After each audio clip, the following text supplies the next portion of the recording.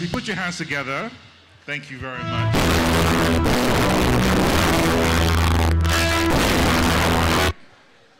We're going to settle down now. Thank you very much. And good morning, ladies and gentlemen.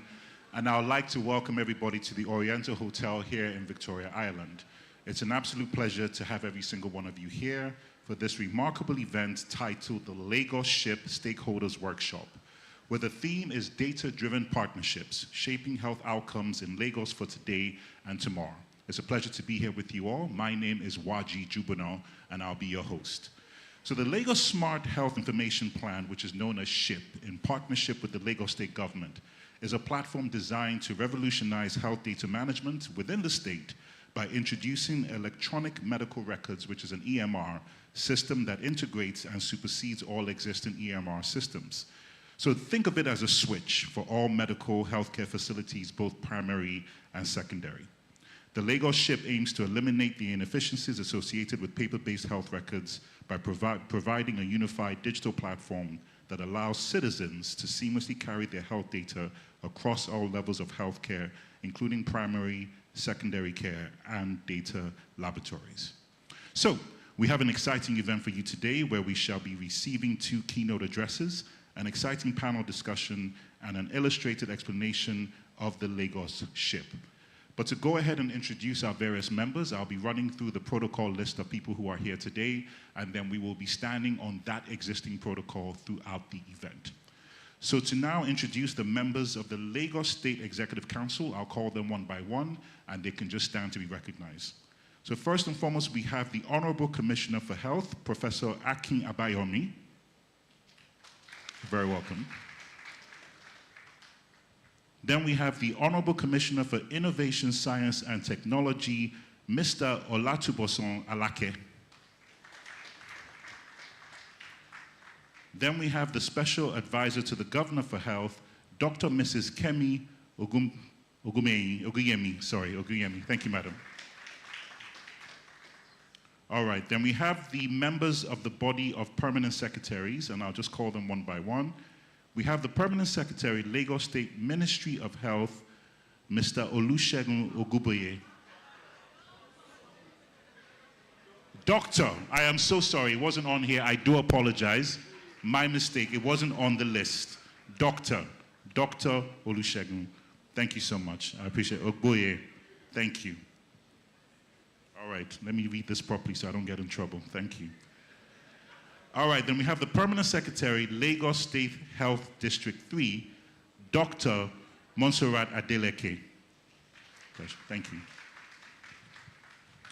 Then we have the Permanent Secretary, Lagos State Health District 2, Dr. Dayo Lajide. Then we have the Permanent Secretary, Lagos State Health District 1, Dr. Olifumilayo Bankole. Then the Permanent Secretary, Lagos State Health District 5, Dr. Dakpo Ashiade. Yeah, yeah. Are they here? Okay. Then we have the Permanent Secretary, Lagos State Health District 6, Dr. Abimbola Mabogunje. Okay, thank you. And the Permanent Secretary, Lagos Health District 4, and Supervisory Permanent Secretary for Lagos State Primary Health Care Board, Dr. Abimbola Bowale. Okay. The Permanent Secretary, Lagos State Health Management Agency, LASHMA, Dr. Emanuela Zamba. Permanent Secretary, Lagos State Health Services Commission, Dr. Ademuyiwa Eni Ayewu. Thank you. Thank you very much. And then we have the Group Managing Director for InterSwitch Group, Michelle Elegbe.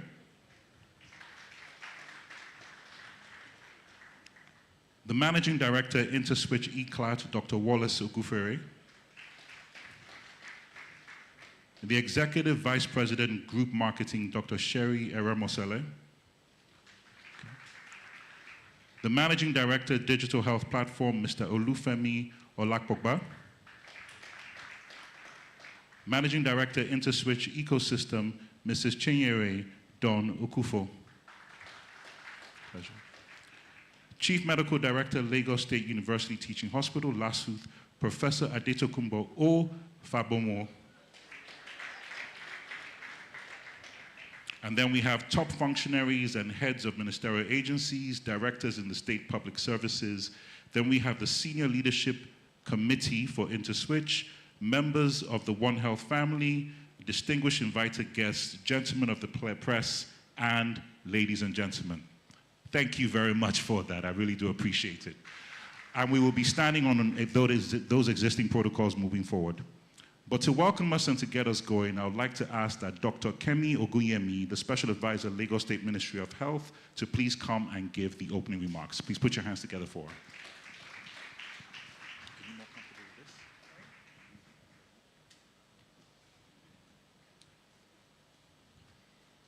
Good morning, everybody, and I'd like to stand on the just established protocol. I'm glad I don't have to mention names as well, because I'm sure I'd have, but well done, you tried. You tried. Today we stand at the threshold of a new era in healthcare as we unveil the Lagos Smart Health Information Platform, which we know as SHIP. This innovative digital solution is poised to transform the way we deliver healthcare services in Lagos State. It represents a significant step forward in our quest for a more efficient, effective, and equitable healthcare system. The journey began with the initiative to establish a unified patient record system within our Lagos health ecosystem. This need became increasingly evident during the Ebola and COVID-19 pandemics, as efficient access to health data between the public and private sectors became crucial. The Smart Health Information Platform, SHIP, is a cutting-edge technology that addresses the most pressing challenges faced by our health sector. It is a tool that will revolutionize how we manage, analyze, and utilize health information, ultimately leading to an improved patient care, streamlined operations, and better health outcomes of our community. This platform is not just a technological advancement, it is a testament of our unwavering commitment to innovation and excellence in healthcare, all thanks to our governor, Mr. Babajide Sanwo-Olu. By integrating state-of-the-art technology with our existing systems, the Smart Health Information Platform aims to achieve key objectives, and I'll just mention 5. First, it enhances data management. The platform will enable us to manage health records more efficiently, ensuring accuracy, accessibility, and security of patient information. This will reduce errors, enhance patient safety, and facilitate better decision-making. 2, it streamlines operations. Real-time data access and advanced analytics provided by the platform will support healthcare professionals in making informed decisions swiftly, optimizing resource allocation and operational efficiency. And most of you know that data is probably one of the weaknesses that we actually have. And without, we can't make decisions, even as a government, without the data to back it up and to see whether we're actually doing the right thing. It improves patient engagement as well, by offering patients better access to their health information and educational resources. We aim to empower them to take control of their health and well-being, and this is something that our patients clamor for, to be part of the process of their treatment and their care.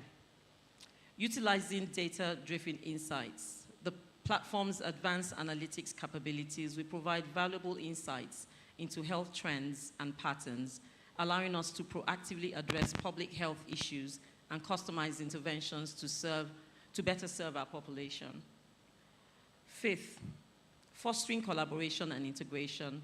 Our goal is to establish a unified health ecosystem where various stakeholders, like yourselves, including healthcare providers and government agencies, can seamlessly collaborate, share information, and work towards common health objectives.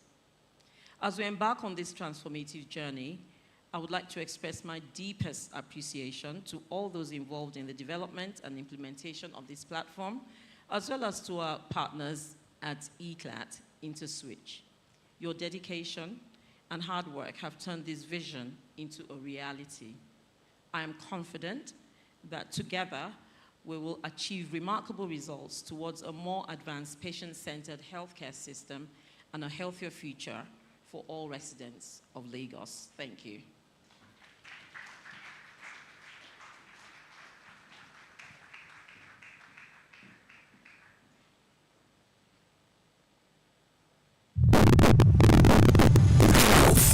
It's not just a word, it's the heartbeat of our lives, the essence of every breath. Stop and smile. The journey to healthcare should be a smooth path, not a fragmented trail.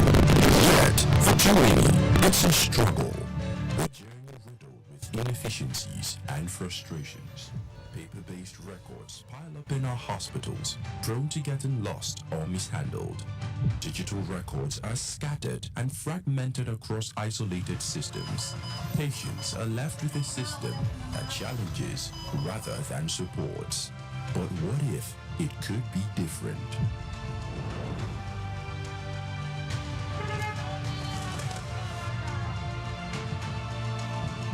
Imagine a world where the patient is at the center. A world where every health journey is clear, connected, and cared for. A world where patient medical records are digitized into one holistic platform, breaking free from the chains of manual systems. This is the future that is required in our ever-changing world. That future shouldn't be a distant dream. It should be our current scheme. That future is Lagos Ship. With Lagos Ship, every health journey is whole and supported. Welcome to the future.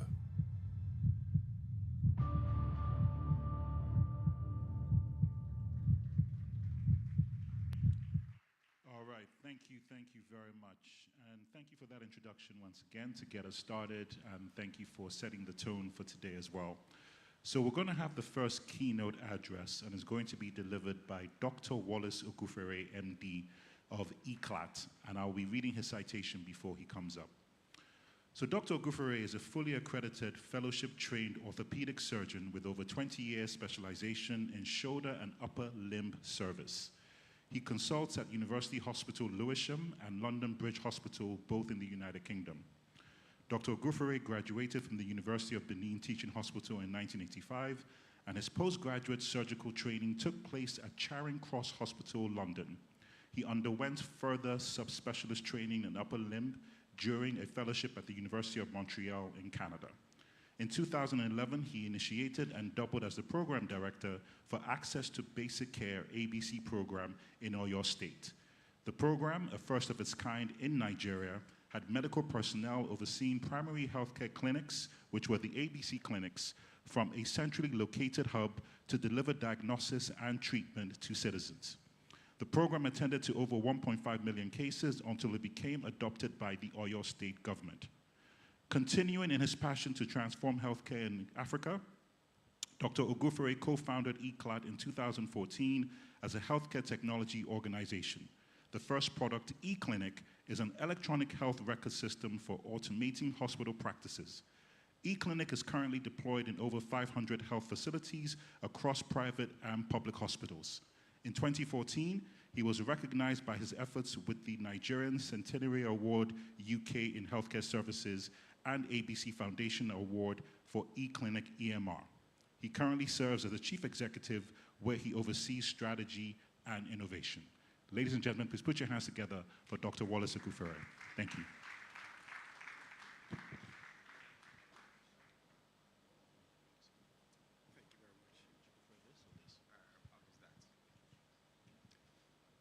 Good morning, everybody. For a second, when he was speaking, I kind of didn't recognize, the person he was talking about. Hi, it's me.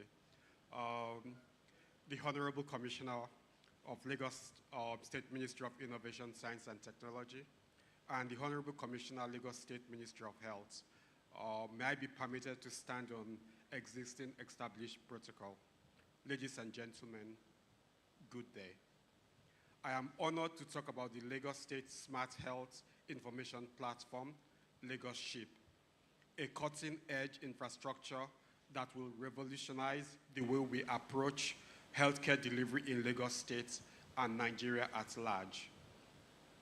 As we gather here today, our world still faces several healthcare challenges that other parts of the world had overcome.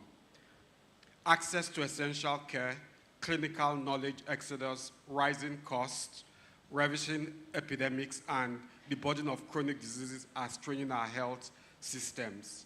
However, amidst these challenges lie an opportunity to harness the power of technology to transform healthcare, bringing in efficiency and effectiveness. As part of our vision to solve societal problems in Nigeria, InterSwitch, through its healthcare subsidiary, InterSwitch ECLAT, is poised to develop and manage the Lagos Ship platform. By leveraging advanced technologies like artificial intelligence, machine learning, remote care, wearables, data analytics, and the Internet of Medical Things, this digital health platform will hopefully redefine how healthcare is delivered, accessed, and experienced. We will support the Lagos State government in unlocking the potential of electronic medical records, securely leveraging data from public and private hospitals and allied locations. This will facilitate improved experiences for stakeholders across board, from healthcare administrators to medical professionals and patients. Moreover, it would enable data-informed decision-making, driving better healthcare planning, policy development, and outcomes. From telemedicine to personalized medicine, digital health platforms are breaking down barriers and expanding access to quality care globally. They enable remote monitoring, streamlining clinical workflows, and foster collaboration between healthcare stakeholders. But digital health platforms are not just about technology. They are also about people. They empower patients to take control of their health, enable healthcare professionals to deliver more effective care, and improve health outcomes for all. The strategic objective for developing a digital health platform is to transform existing healthcare delivery systems by creating a cohesive ecosystem that bridges prevailing gaps. This will be achieved by fostering meaningful connections among stakeholders, including patients, doctors, administrators, and public officers, ensuring seamless access to medical data. By doing so, we aim to streamline healthcare operations, enhance patient care, and address the fragmentation that currently hinders the efficiency of the hospitals and healthcare service providers. According to the World Health Organization, Nigerian health indicators are still unacceptably high despite intervention at various levels of government. For example, the maternal mortality is about 814 per 100,000, while the mortality rates for infants and children under 5 is 70 and 104 per 1,000 live births, respectively. We need to do something. Hence, utilizing cutting-edge technologies in healthcare provides another opportunity to significantly improve Nigerian health outcomes. Today, InterSwitch, through its healthcare subsidiary, InterSwitch ECLAT, is collaborating with Lagos State government to provide the health outcomes of the Lagos State health sector and residents. As a development partner and supporter of the government development agenda, we are excited to envisage a future where the Lagos State health sector will be the model for not just other states in Nigeria, but across the continent and beyond. The Lagos Ship solution is not static. As we move forward, we'll keep iterating the platform to suit our local nuances as they present themselves.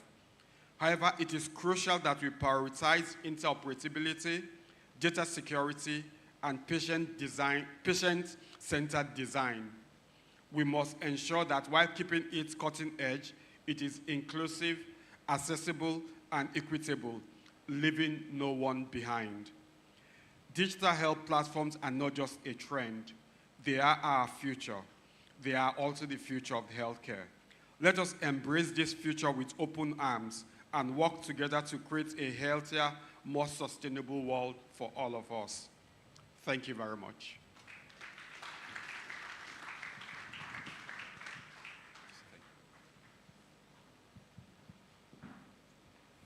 All right, thank you very much, sir, and thank you for giving us the highlights of what you have been doing since you joined ECLAT, and then also the wonderful contributions that you have made to the state. Please put your hands together once again for Dr. Guferi. All right, I believe we have a video now.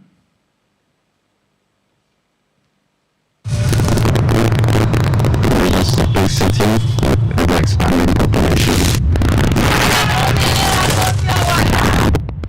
One of our biggest challenges at the moment is, patient data, health-seeking data of Lagosians, patient records and the laboratory data, research data. And so, moving into the next era of digitalization of the health sector is one of our ambitions and desires to address at this point in time.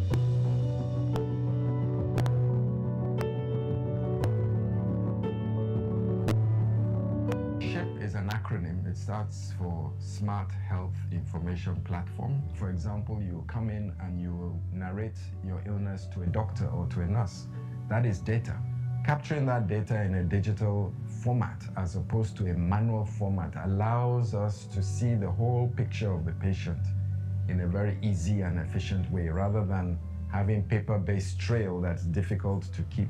So we're opening up the floor to the public, to innovators, to digital technology experts to come and partner with government. This is a win-win situation between government and private sector, public-private partnership.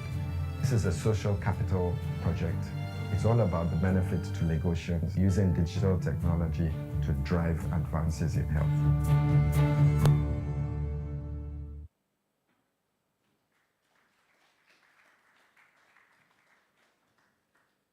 So I'm going to read the citation for our next keynote speaker, whom has been aptly introduced already in that video, but I think it'll still be an honor to read the citation for him. Professor Akinola Emmanuel Abayomi, NPOMOON. Professor Abayomi is a specialist in internal medicine, hematology oncology, biosecurity, and environmental health. He received his first degree in medicine at the Royal Medical College of St. Bartholomew Hospital in the University of London, with a fellowship from both Royal College of Medicine and Pathology in the United Kingdom and the College of Medicine in South Africa. His focus has been mainly on the concept of emerging infectious diseases and development of diagnostic and clinical capacity in Africa. He was the chief pathologist and head of the Division of Hematology at the University of Stellenbosch's Faculty of Medicine Science in 2009 in Cape Town, South Africa. And prior to that, he was a consultant at the University of West Indies and the University of Zimbabwe. He has been exposed to a vast variety of geographical variations and disease patterns within the field of internal medicine, having worked in diverse countries of the world. Professor Abayomi is also a fellow of the Africa Academy of Science. He is the founder of the Global Emergency Pathogen Consortium, also known as GET, which was entrenched at the peak of the Ebola outbreak to address biosecurity concerns in Africa. He is a member of the board and honorary professor to the Center for Biosecurity Studies, the University of West Indies, Cave Hill Campus, Barbados in the Caribbean in 2018, as well as a professor of medicine at the Nigerian Institute of Medical Research in Lagos, Nigeria, of the same year. He is a consultant to the West Africa Health Organization, WHO, Biosecurity and Biobanking Framework to service the ECOWAS member. He is also a recipient of the National Productivity Order of Merit, NPOM Award, and an officer of the Order of the Nigeria, OON, as conferred by the President of the Federal Republic of Nigeria in recognition of his excellence in the medical field and his high productivity, especially in the expert containment of the COVID-19 pandemic in 2020. You all remember what he did then. Please put your hands together for him. Professor Akin Abayomi is serving a second term as the Honorable Commissioner for Health in Lagos State, Nigeria, under the administration of Governor Babajide Sanwo-Olu. Professor Abayomi plays lawn tennis, rides horses, and has his more agile years played polo for the Ibadan Polo Club. He is an avid environmentalist and maintains a large forest reserve called the Emerald Forest Reserve, situated in Ikoyi, Osun, near Asejire Dam on the banks of Osun River. It is my great pleasure to welcome, for the keynote address, Dr. Akin Abayomi. Please put your hands together for him.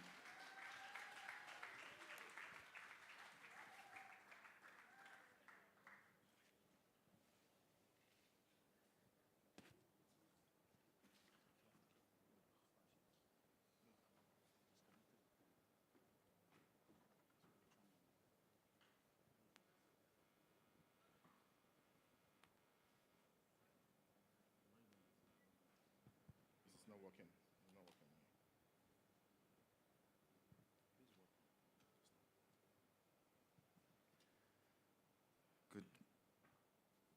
Good morning, everybody, and welcome to the pre-launch of the ship.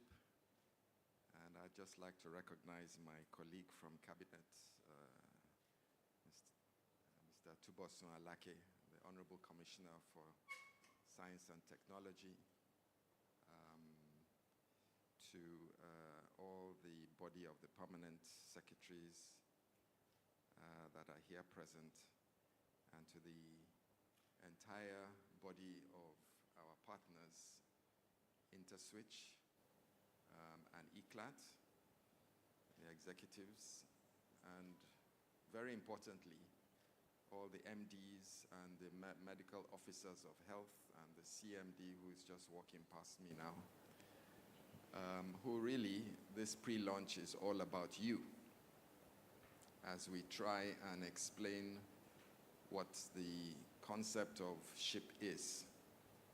I think we're going to get more technical explanation of the architecture of ship. I can see.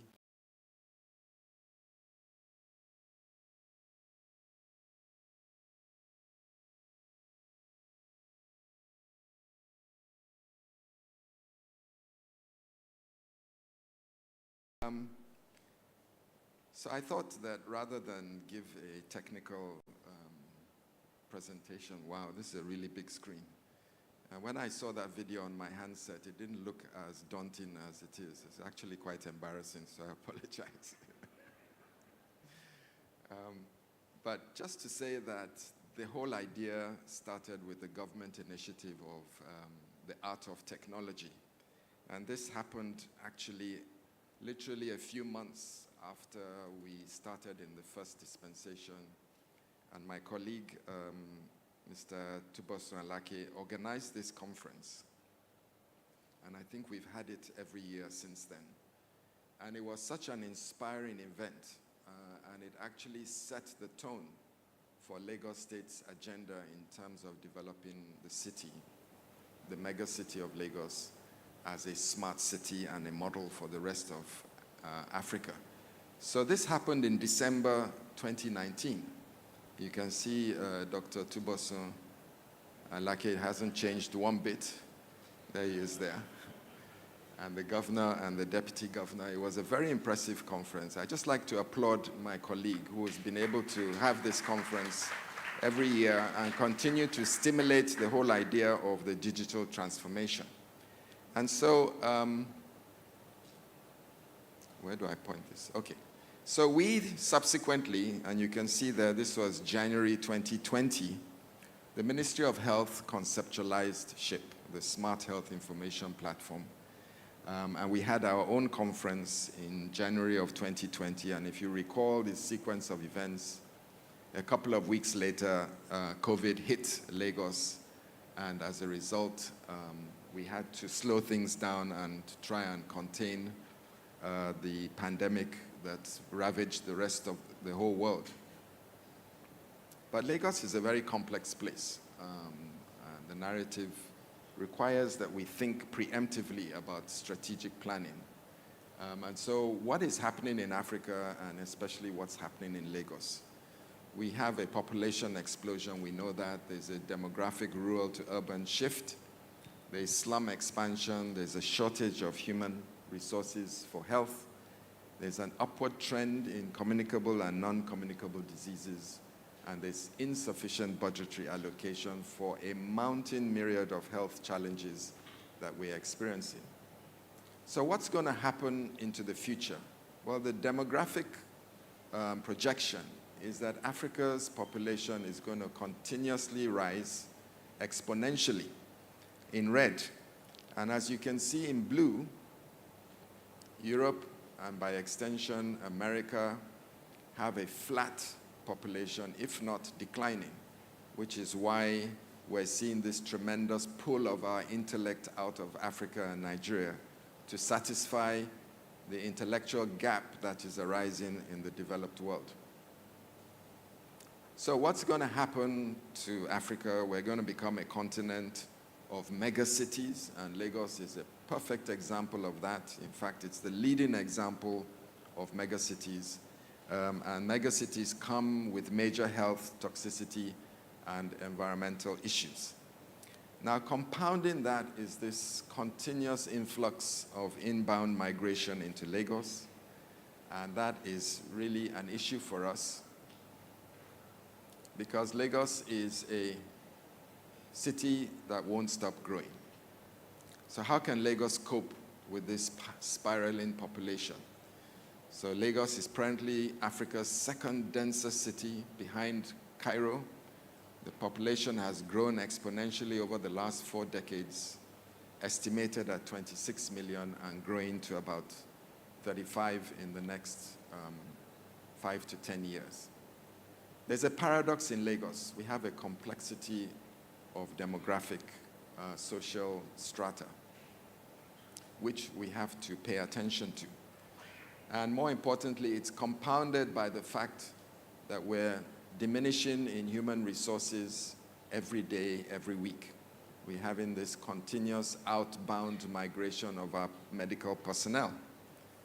And if you see this graphic, you can see that countries have something like 40, 50, 60 doctors per 10,000 people, and Nigeria has 3.9 doctors for 10,000 people, and we're close to the bottom. And if you see the map of Africa, you can see that the general trend is that Africa has a low doctor to population ratio compared to the rest of the world, and yet they keep sucking our human personnel out of the country. So what are we going to do?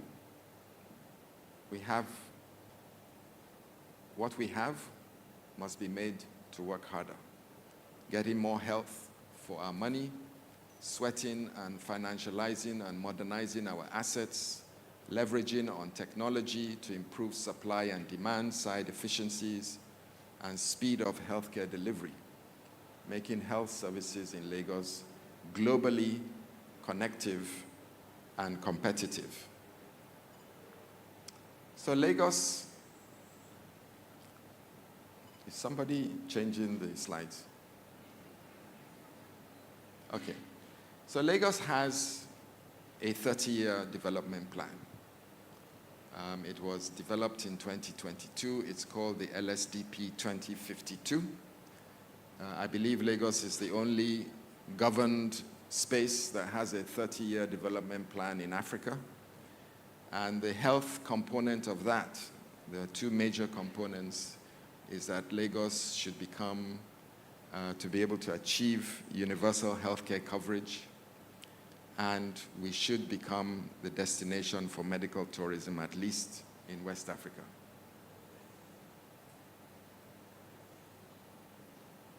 So we need to be able to create a web of connectivity to capture data at every patient touch point is actually critical for us to do.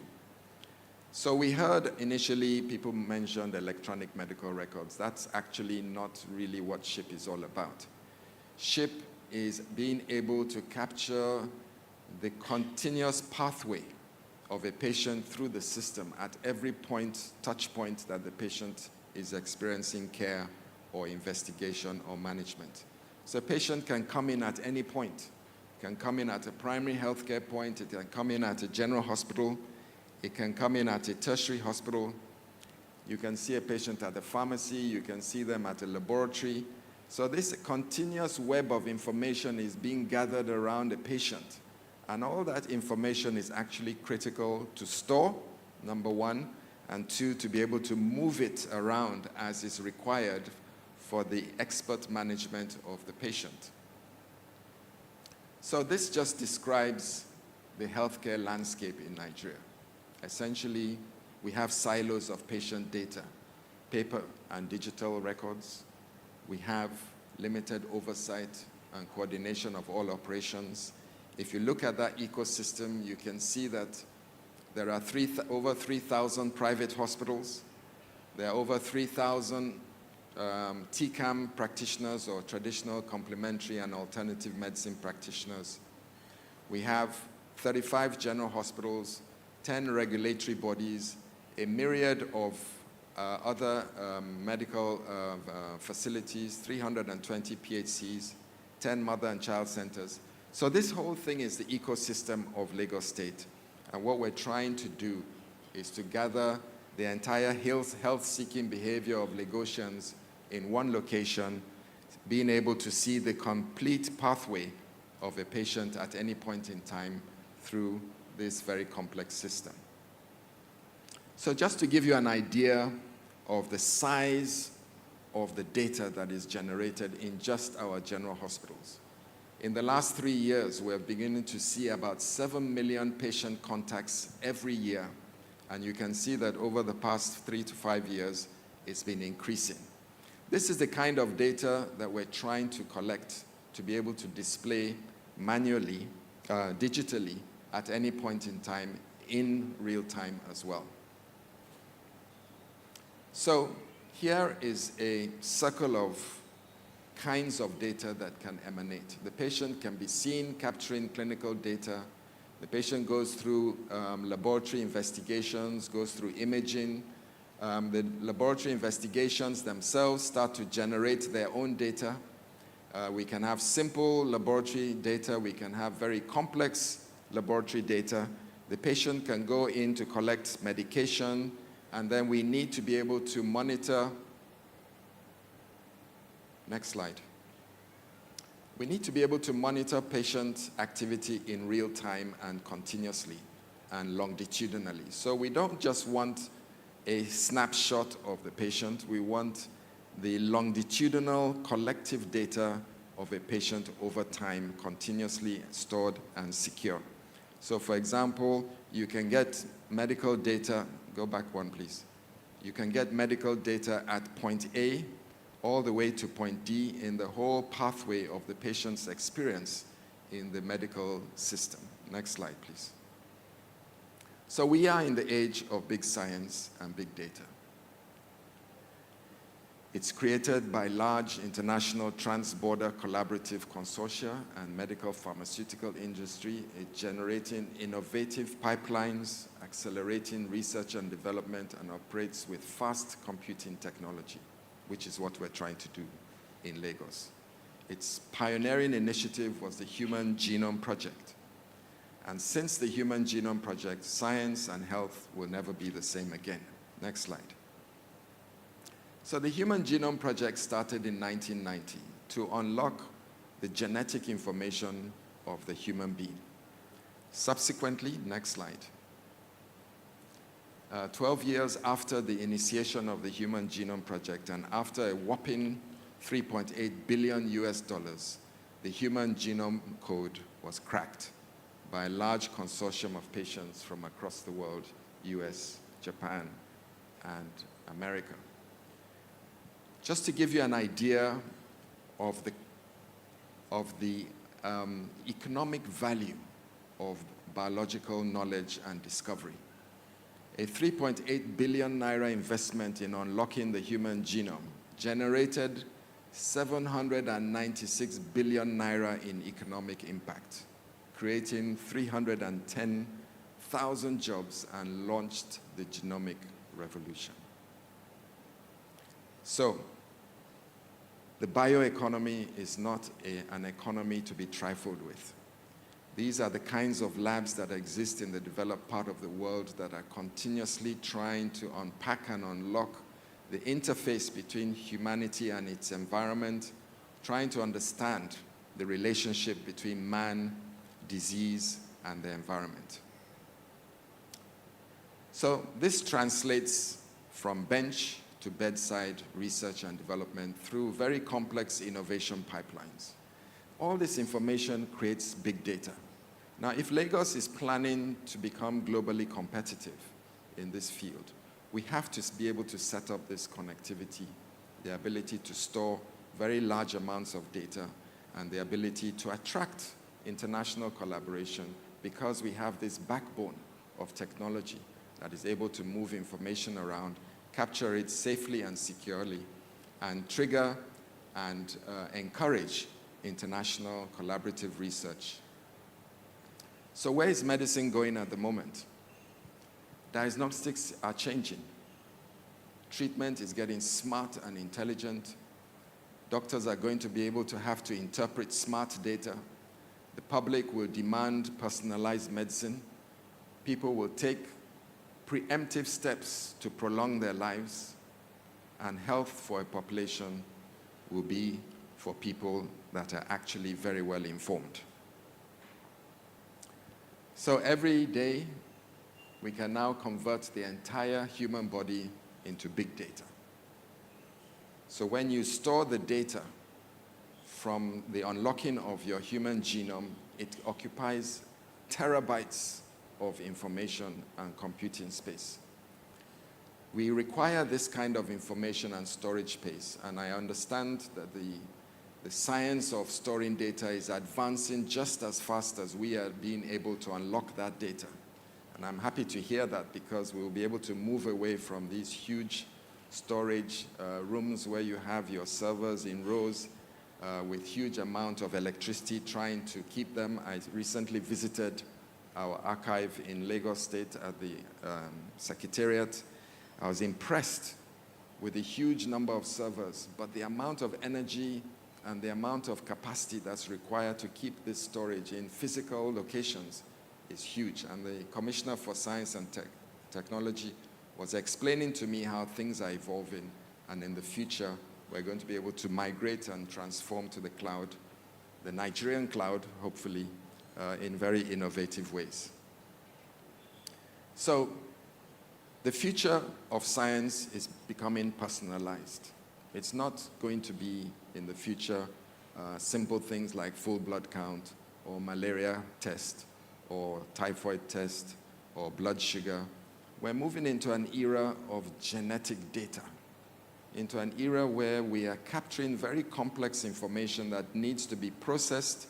It consumes a lot of space, and it needs to be stored here.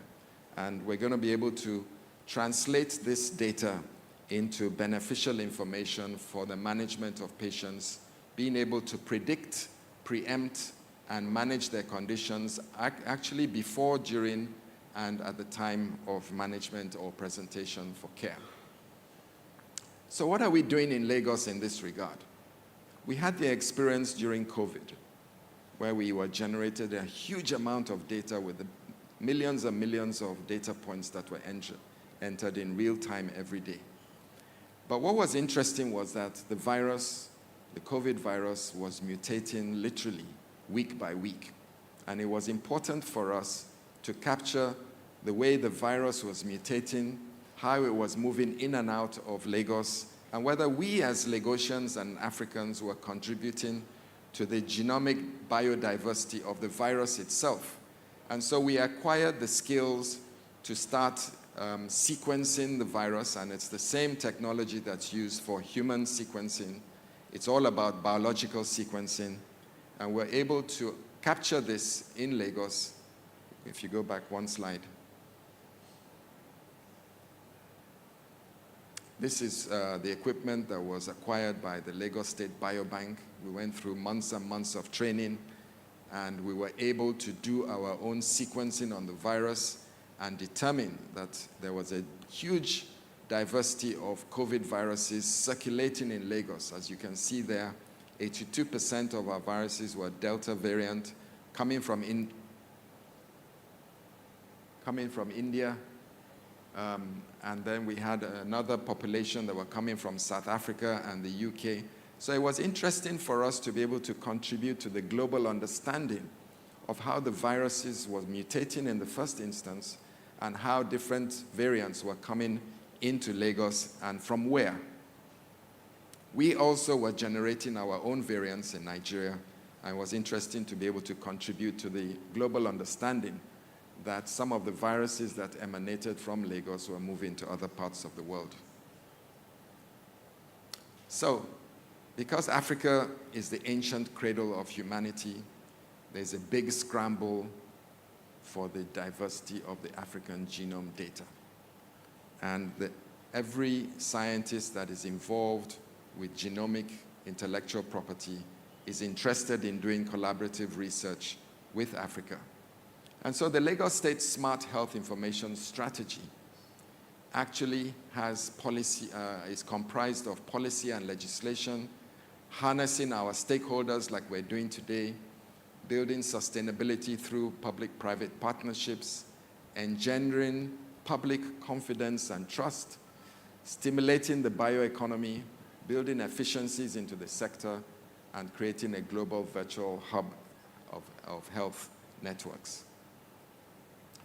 So the Lagos Smart Health Information Platform has several necessary components. And I'll go through these systematically. We now understand that data is an asset. And one must be able to understand the value of data, how to unlock it in the first instance, and secondly, how to protect it. Because data hacking is the order of the day now globally. And so health data is considered to be one of the more sensitive, personalized data. Just like your banking data, your health data is also of critical interest for serious protective mechanisms. And so when we look at the advent of the chip, it opens up our innovative minds. There is and will be an exponential increase in the amount of data created by the launch of chip. It needs to be stored. It needs to be transferred in real time. The use of digital technology has become inevitable to process the quantum amount of data that we're going to be generating as a result of launching the chip. Data has now become the new currency in the knowledge economy. And so we're moving from the industrial age to the age of information, which is where we are now. But we're creating the opportunity for the age of imagination, where our youth can now join and partner with us and imagine what the future of health is going to look like in Lagos and come up with innovative ideas to support the Lagos state government. Now, as you can see, the amount of data that's going to be captured in red is exponentially increasing. Our capacity with ordinary data mining creates a huge analysis gap, which hopefully, as we acquire skills like machine learning, deep learning, and artificial intelligence, we're going to be able to close that gap and be able to process, mine, and create trending analysis out of the huge amount of data that's already collecting in because they exist in silos all over the place. Once we congregate them into one place, and once SHIP starts operating and we're able to digitalize all health interface, that amount of data is going to exponentially expand, and it needs to be managed with modern technology. So what is the value chain of data? Data utilization. How do we use data to create more value for the stakeholders? Data reflection. What have we learned from using this data? And then how did the data create a financialization of the infrastructure and the human capital? And what investments must we continuously make to make that data even more useful to the system? The idea being that properly collected and refined data can be of tremendous value to multiple stakeholders, not just the government, the public, but the international community. So, if Lagos can harness data as a strategic tool, it could make the leapfrog easier. Everyone keeps talking about the industrial revolutionary leapfrog. We've gone through the first, the second, the third, and the fourth industrial revolution. People are talking about the fifth industrial revolution now, which is the industrial revolution of imagination, speeded up by artificial intelligence and quantum computerization. Next slide. So the opportunities are there. Lagos, as well as the continent of Africa, is experiencing now high-speed internet connectivity. It's been able to improve the ability and the speed with which we can move information around, not just in Lagos, but around the country and internationally. And so, the 400 years of industrial revolution was not just technologically advanced, but was accompanied by changes in consciousness and attention to detail and a sense of public good. I think if anywhere on the continent of Africa is ready for this leapfrog, I think that place is Lagos. So just to create a sense of confidence in the public, we need to talk about data governance. And Lagos is not a stranger to data governance. We've taken several steps on data and biological governance, protection, and regulation over the past 5 years.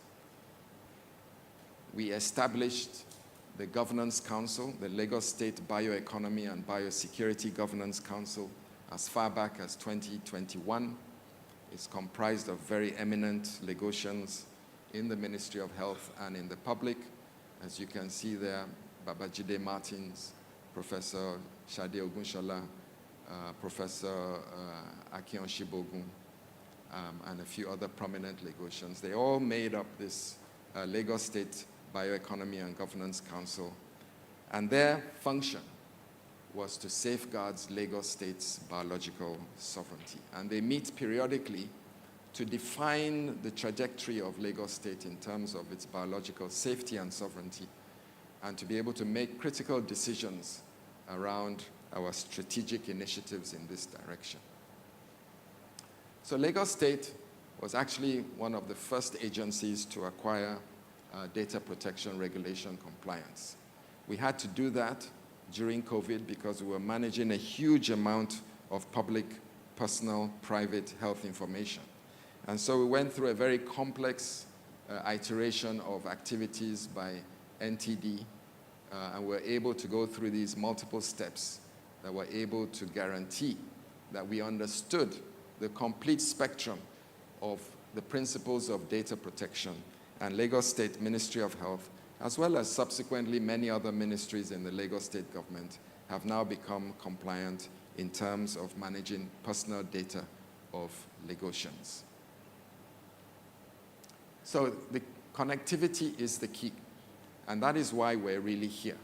And the ship is essentially bringing all these aspects and components of the Lagos State health ecosystem together, which wherever the patient is encountering a health sector partner, that data should be captured. The first phase of SHIP will be in the public sector, which is why we have all our MDs and our medical officers of health. Some of you have already digitalized your facilities. That's perfectly fine. We're not coming there to replace anything. We're just coming there to capture your data and centralize it and secure it and allow it to be moved in this digital exchange platform, such that if you have a patient that has presented at a primary healthcare facility that you need to move to a general hospital or to LASUTH or to a private facility or to a laboratory, that aspects of their patient data that are relevant can move with the patient in real time so that we speed things up and we make life comfortable and faster for the patient. And this generally is the architecture of SHIP in Lagos. When the connectivity, this is phase one in the public health sector, when it's complete, all these aspects, including the Ministry of Health and the agencies, will all have connectivity to the SHIP.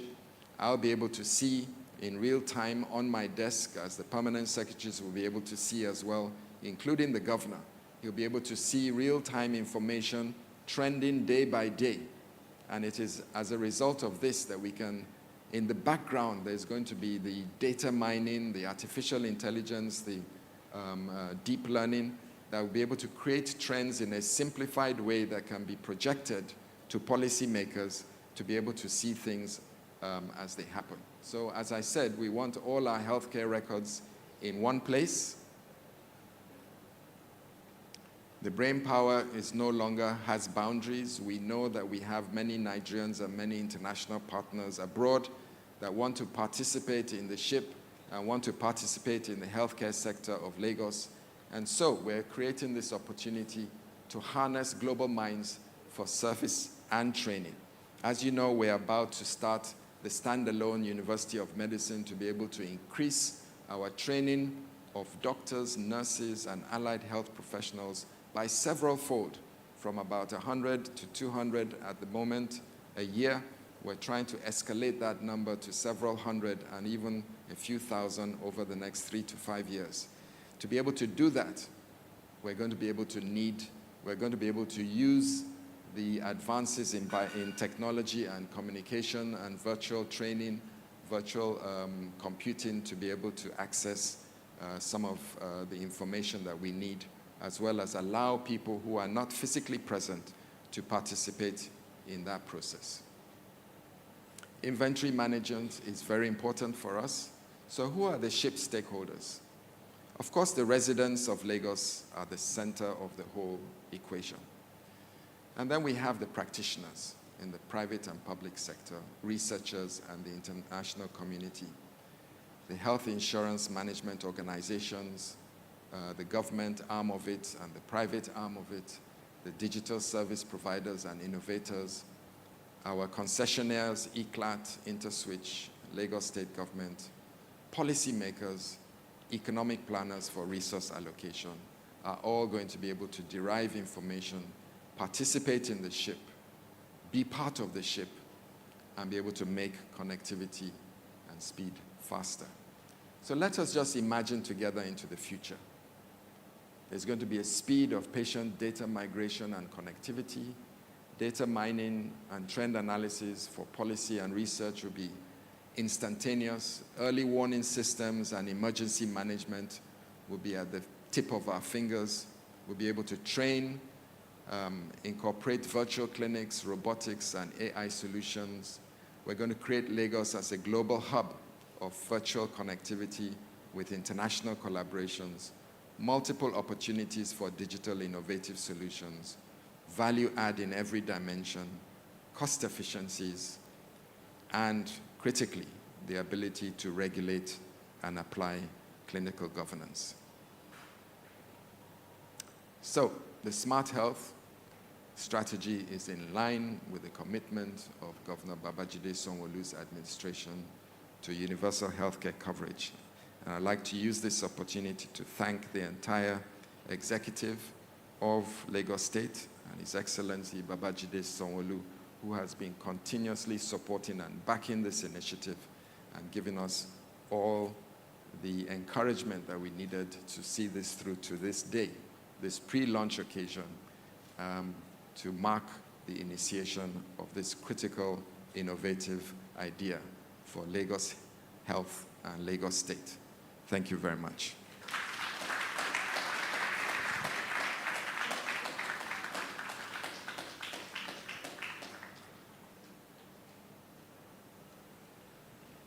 So I think we're waiting for a cue here.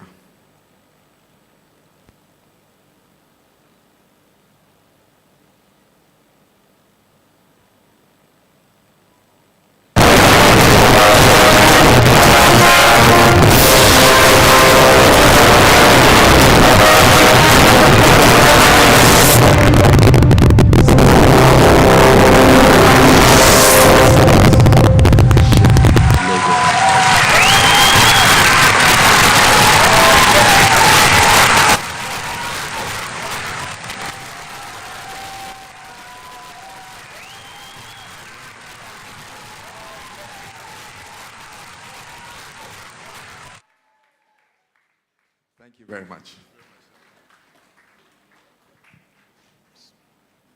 All right, thank you very much. Please put your hands together for the Honorable Commissioner, Dr. Akin Abayomi. Thank you so much.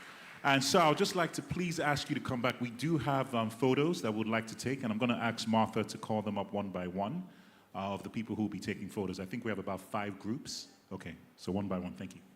Okay, we'd like to have the Honorable Commissioner, sir, the GMD of InterSwitch, the SA on Health, then the Honorable Commissioner Moist, and MD Eclat, please.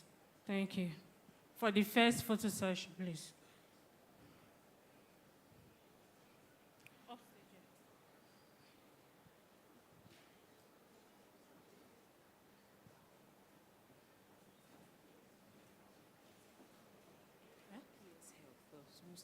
Okay. Okay, the PS Health.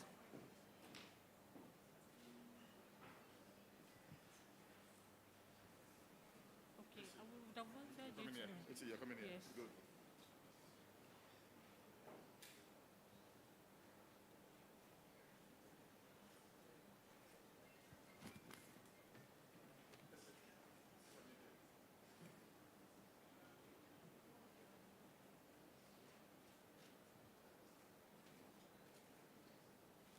Okay, the next set. Let's say the GMD and the MD, the 4 of you should remain. Okay.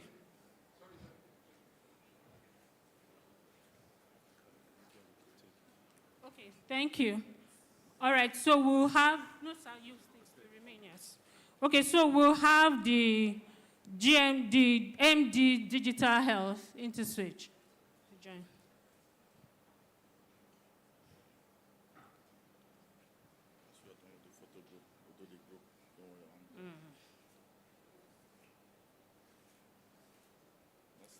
Next, so we'll have the EVP ISW, EVP InterSwitch. Should come to.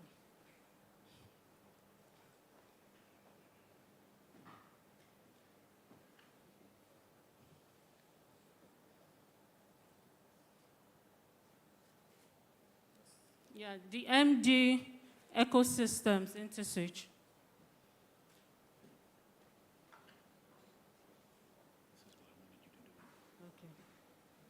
Do you have anybody from this? Okay, yes, we're done. Wait,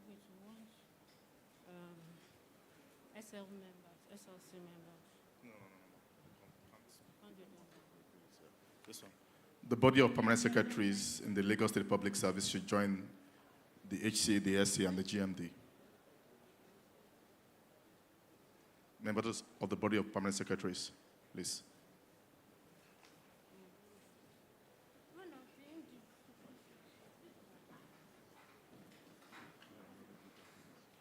Yes. Yes. 4 more. We're done.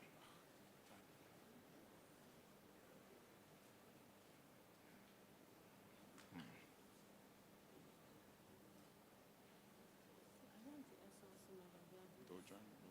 Yeah. They'll join.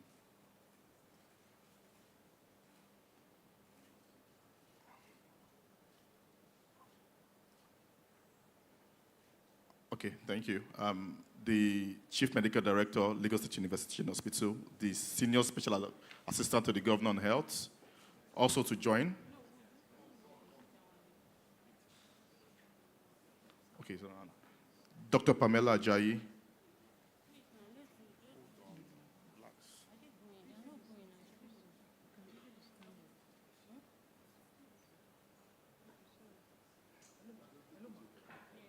Okay, I don't know.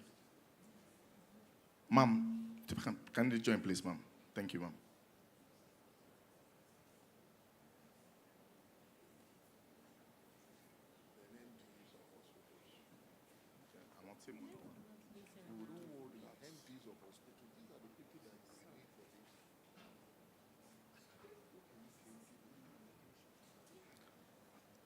Medical directors of state-owned hospitals should get set after this.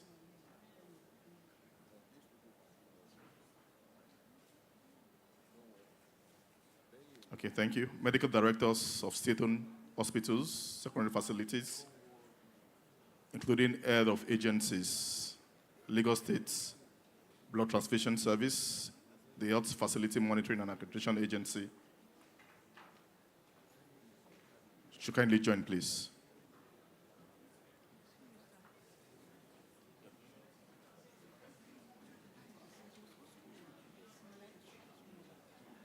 After this, don't worry, after this, what you done? Then you go. What you done? No, don't worry, we are not in a hurry. Exactly. Because this is not the main situation. After this, See people. They are the one that make this thing. Yes, we still do another one.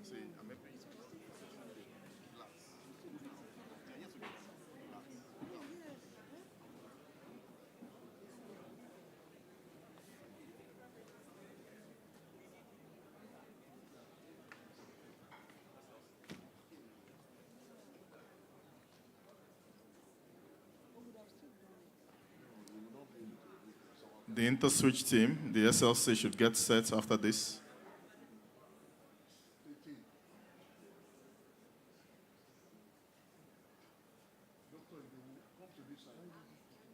We'll take the inter-switch team. Then after that, we'll take directors in the state public service and the members of the One Health family. Sir, you're disrupting the program. Inter-switch. Let's do this after. I'm telling you when you can get your pictures is now. I'm telling you when you can get your pictures is now.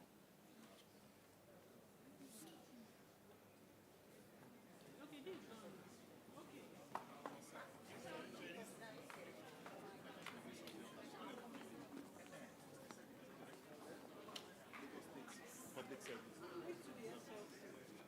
Announce the answer. So the SLC and SLC and ICLAT team should join the Honorable Commissioner, the GMD,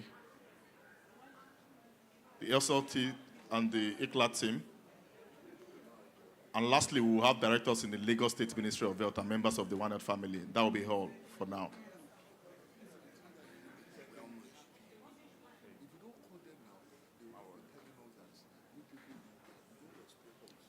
After the SLC team and the ICLAT team, we would have the directors in the State Ministry of Health and members of the One Health family as the last set of the photo section for now.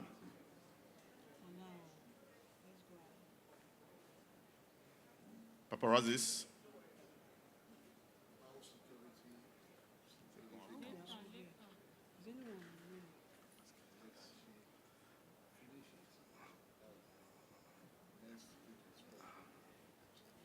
Directors in the State Ministry of Health, members of the One Health family.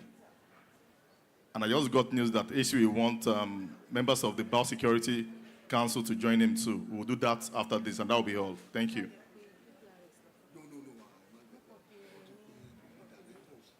Let's make it snappy. Directors in the State Ministry of Health and members of the One Health family.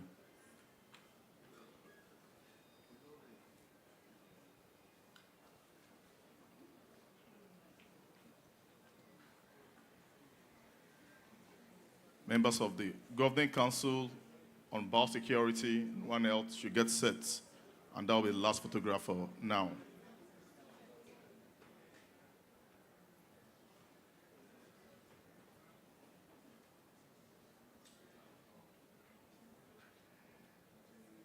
Thank you. Members of the Biosecurity Governing Council. For now. We'll take that after. Members of the Biosecurity. That's the last picture for now. Thank you.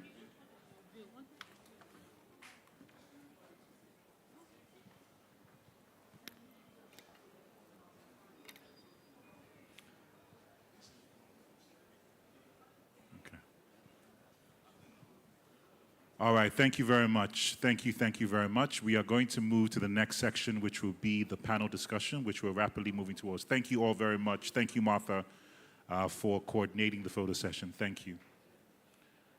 So we're going to have the seats put up at this time, and then we'll call the panelists up one by one.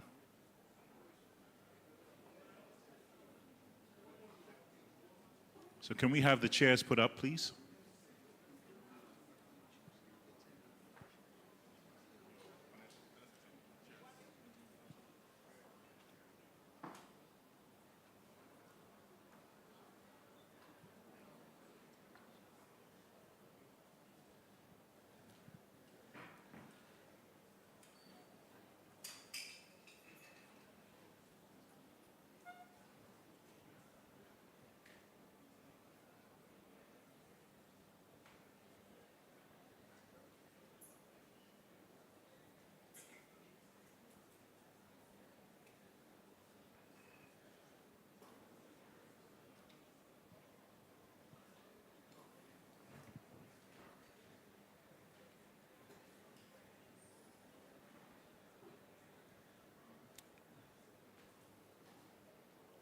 All right. Okay, so we are just going to do this quick and sharp because we are running a little behind time, but notwithstanding, we'll get right into it. So I'd like to ask the panel members to please come up one by one.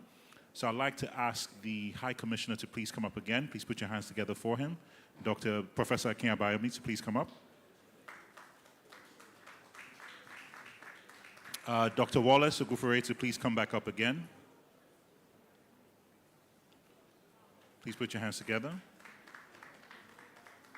And then we have Mr. Mark Ugboma, who is the CTO of our Jalad Hospital and the Group CTO of the AFYA Care Group. Could he please come up as well? Dr. Mark, thank you. And then we have Dr. Adeolu Arongudade, who is the Medical Director of the Lagos State Accident.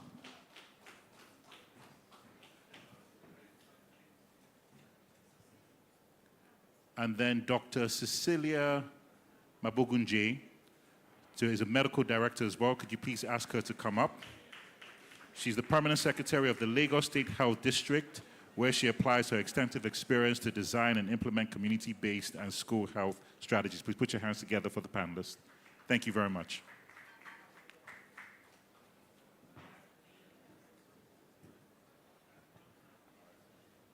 Okay, thank you all panelists. You are all very welcome.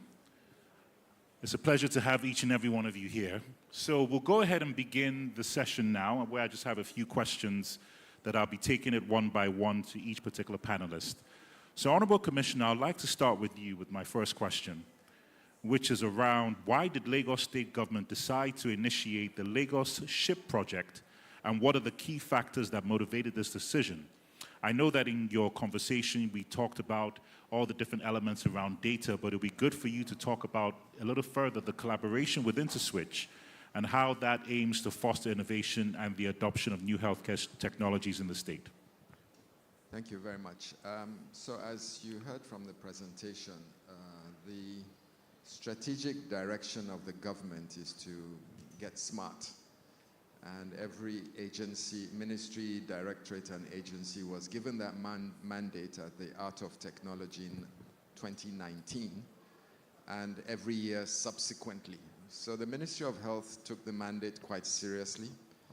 We also understood ourselves that it was inevitable that we would need to go down the route of digitalization. What we were trying to avoid is every hospital or medical facility acquiring their own digital, micro-digital information platform, and then we would miss the opportunity for creating a connectivity. So the important thing about SHIP is that SHIP is not where you collect the data. SHIP is where you sync the data, where you mine the data and move the data around. So multiple apps can apply, can operate in a myriad of medical facilities. The idea is that what happens now is that your medical records app or your inventory app or your laboratory app is confined to your facility without the opportunity for interconnectivity. So what we're building with SHIP is the backbone, the ability to move medical data from facility to facility, to be able to store that data, securely, to be able to process the data, mine it to generate value. Value-added data becomes trends, becomes early warning system, becomes the complexity of health-seeking behavior of Lagosians, which is of incredible value to us as policymakers and to innovators, to the pharmaceutical industry, for research, for trending analysis. So, as we all know, data is data. We can't make decisions without data. And sometimes you make decisions because you imagine things are happening, but when you look at the real data, it tells you a different story. And so for us, the importance of SHIP is to be able to break down the silos, put them into a central location, create the connectivity and ability for data to migrate. Very importantly, to control the security around the data so that only people with the appropriate level of clearance will have access to several different levels of data.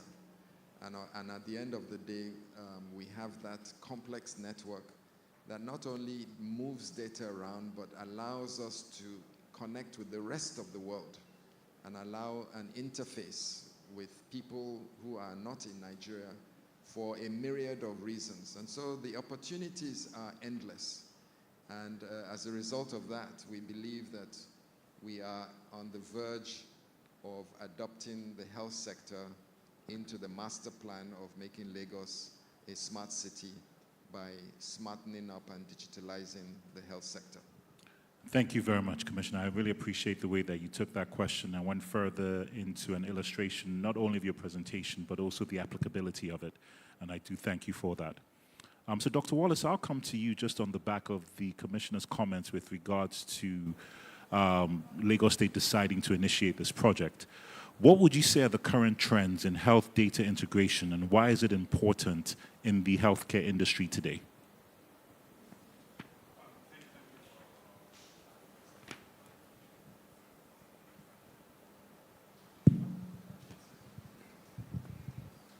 Yeah, thank you for that. Now, technology is extremely important and crucial. One way to think about it, when you look at the first world and the third world, there's a gap, in what's, the health outcomes at the moment. And most people had felt, when this technology started in health, they thought technology will be able to help leapfrog, just like banking, what it did to banking. At some stage, the first world was very far apart from the third world, but now they are at par. But what we are beginning to realize, even the first world with technology are moving extremely fast, and the gap is widening, and so it is it's very important at this stage, that we've got to harness our technology. We've got to invest in technology, because if not, we'll be left behind. The way medicine is going, it is changing rapidly. There are various things that technology is enabling, and we will be left behind if we don't harness it. And so that's why I'm here. I'm an orthopedic surgeon, but I have invested the last few years of my life in technology, in trying to find a key to improve our technology and make sure we compete. And that's what SHIP is going to do. SHIP becomes that foundation, for the improvement. Thank you. Thank you very much. And I love the connection and the talking points around technology. Mark Uboma, I want to come to you as a private healthcare practitioner. What are the key opportunities that health data integration presents for the private sector, healthcare providers, researchers, and patients? Because the Honorable Commissioner talked about fragmentation earlier in his presentation, so I think it's important to now see how we bring everything together, both in the public and private sector space. So how do you think that integration can happen? Great question. The Commissioner said a few times the importance of data. Data is the new oil. We mine data, just like you mine natural resources. So in terms of integration, from a business standpoint, when you think about our Jalad Hospital, for example, we are constantly encountering patients on a daily basis, and it's critical that we are able to store this information in ways that is usable and integrated, because there are multiple touch points. When you go into a hospital, for example, you can go from the initial point where you present all the way to consultation, to diagnostics, to the pharmacy. It's important for the doctor to be able to pull up your health history, for example, be able to see if you have allergies or what medical history from a family perspective, to give the doctor a full insight into how best to care for you. So that's at the micro level. But at a macro level, there is a bigger benefit, integrating beyond a single facility, for example, which is what SHIP is aimed to achieve. Because at that level, you are now aggregating anonymized data from different facilities, and people are constantly moving, from point to point. You receive care from the primary centers all the way to tertiary centers. It's important that the historical information that has been gathered for you as a patient, the doctors serving you or the care team handling your case at that point are able to access that critical information about you. When we go into a hospital, we want to come out of that place whole, healthy, in good form. You want all your limbs intact and, walking out happily out of the facility. So you cannot understate the value. If you look beyond just an individual care from a public health perspective, for example, we've just gone through COVID-19. You want the ability from an epidemiology studies for researchers to be able to trace, to be able to track health diseases, that is going in the population, so they can be able to nip it in the bud as quickly as possible. So the benefits are enormous. Thank you. Thank you so much. And I really love the talking points around data integration, the importance of data, and also the accessibility to that data, because I think that's where the disconnect oftentimes happens. Is one thing to build the infrastructure to make sure we have data banks, but it's also to make sure that it's accessible. And I think the last three talking points is a wonderful segue to come to the Lagos State Ministry of Health. And Dr. Odiola, I'll come to you because it now speaks to identifying this need for the Lagos SHIP project. And I'd like for you to talk about it specifically from a Lagos State government perspective and the importance to roll this out, especially as the spearhead, and let me use this word, the owner of that project. Why is that very, very important for the citizens of Lagos? All right. Good morning once again, everybody. So when the Honorable Commissioner was making his presentation, he observed quite a number of things, and one of them was the population explosion that is ongoing in Lagos State. The increase in the population is beginning to put, a major pressure on the existing infrastructure. Our hospitals are becoming overwhelmed. The cost of care is ballooning, and the efficiency in the system is beginning to decline. And that, ultimately puts a lot of impact on the outcome of healthcare delivery itself. So the government began to do an evaluation of the system, an assessment, which revealed a lot of gaps in the existing infrastructure and the existing system. And we had when the Smart Heart event that took place in 2019. And all of these made it clear that there was a need to pivot to a system, to reinvent the system as it were, and to come up with something that, will be able to meet up with all of these demands. And the assessment, the gaps that were revealed in the assessment, one of the things that was realized was that there was a need to digitize the system to make it more efficient. And that was one of the things that gave birth to SHIP, to be able to bring all the stakeholders together and have an efficient efficient running of the system where, you know, as we speak, I mean, up until now, one of the challenges we have is being able to identify the resources that are available in different parts of the system. For example, you want to assess a neurologist in a hospital on the highland, even in a public hospital, and you may have a hard time understanding which hospital has a neurologist, which hospital has a neurosurgeon, or even what neurosurgical bed space is available that I can send a patient to. All of this is because, happened because all our hospitals, all our systems were operating in silos. So you may have lawsuits with all the infrastructure, with all the expertise, but a small hospital at Shomolu does not know what resources are available there. If they have a vague idea, there should be a neurosurgeon in Lasut, you do not know whether there's a neurosurgical bed space that can take a neurosurgical patient. So you'll find that what happens is that we are not able to make the best advantage of the system. And sometimes you just think, I need to send my patient to see an endocrinologist. I know for certain there will be an endocrinologist in Lasut. But I do not know that, as a matter of fact, there's an endocrinologist in Shomolu General Hospital. So rather than send my patient to a closer location in Shomolu General Hospital, I may decide to push the patient to Lasut, and Lasut, being already overwhelmed, may give the patient a very long appointment. So you see, because our systems are not connected, we are not able to maintain the continuity of care that our patients need. And these were the gaps that were identified that necessitated the development of the SHIP. All right, thank you. And I love that example you gave about where the specialists are, the challenges. And as you were speaking, I remember a very personal experience I had when my oldest son, many years ago, had an ear infection.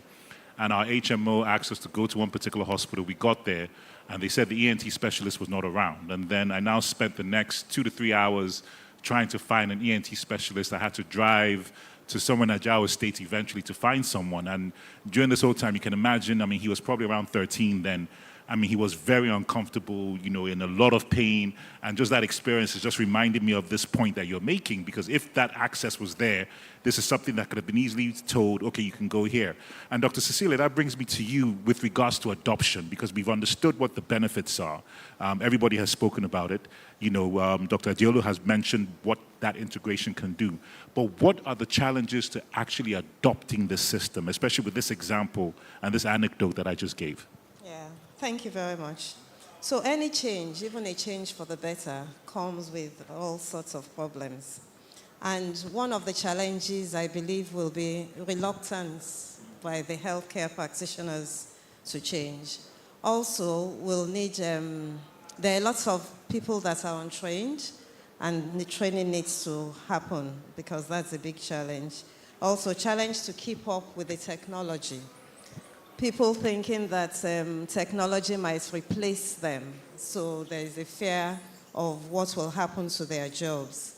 And then the safety of the data is also a cause for concern. But because the benefits are multi-layered and multifactorial, as we have heard, we need to overcome those challenges. We need to train our staff. We need to create sufficient awareness so that people are aware of the benefits of the SHIP and what it can do for them. And things like this stakeholder forum has generated a lot of awareness, and we here in this room are able to go out and talk about it and ensure that people know about it. Also, as stakeholders, we're advocates for the project. And then the use of media and social media as well to generate more awareness and inform people further of what is happening in this space. So the advantages are plenty, and we need to just adopt the SHIP. Yeah, and thank you. All right, thank you very much. And Dr. Adiolo, I'll just like to just come back to you, and I think it's more or less like, a promise from the state. How will you ensure the long-term sustainability of this? And I think that's just piggybacking off what Dr. Celia mentioned, is how will you ensure the long-term sustainability of this entire initiative? Okay, so talking about the long-term sustainability, the state itself has begun to invest heavily into it. First of all, to start out, a lot of work has gone into developing it. The assessment was done, the gaps were identified, and that is being worked on.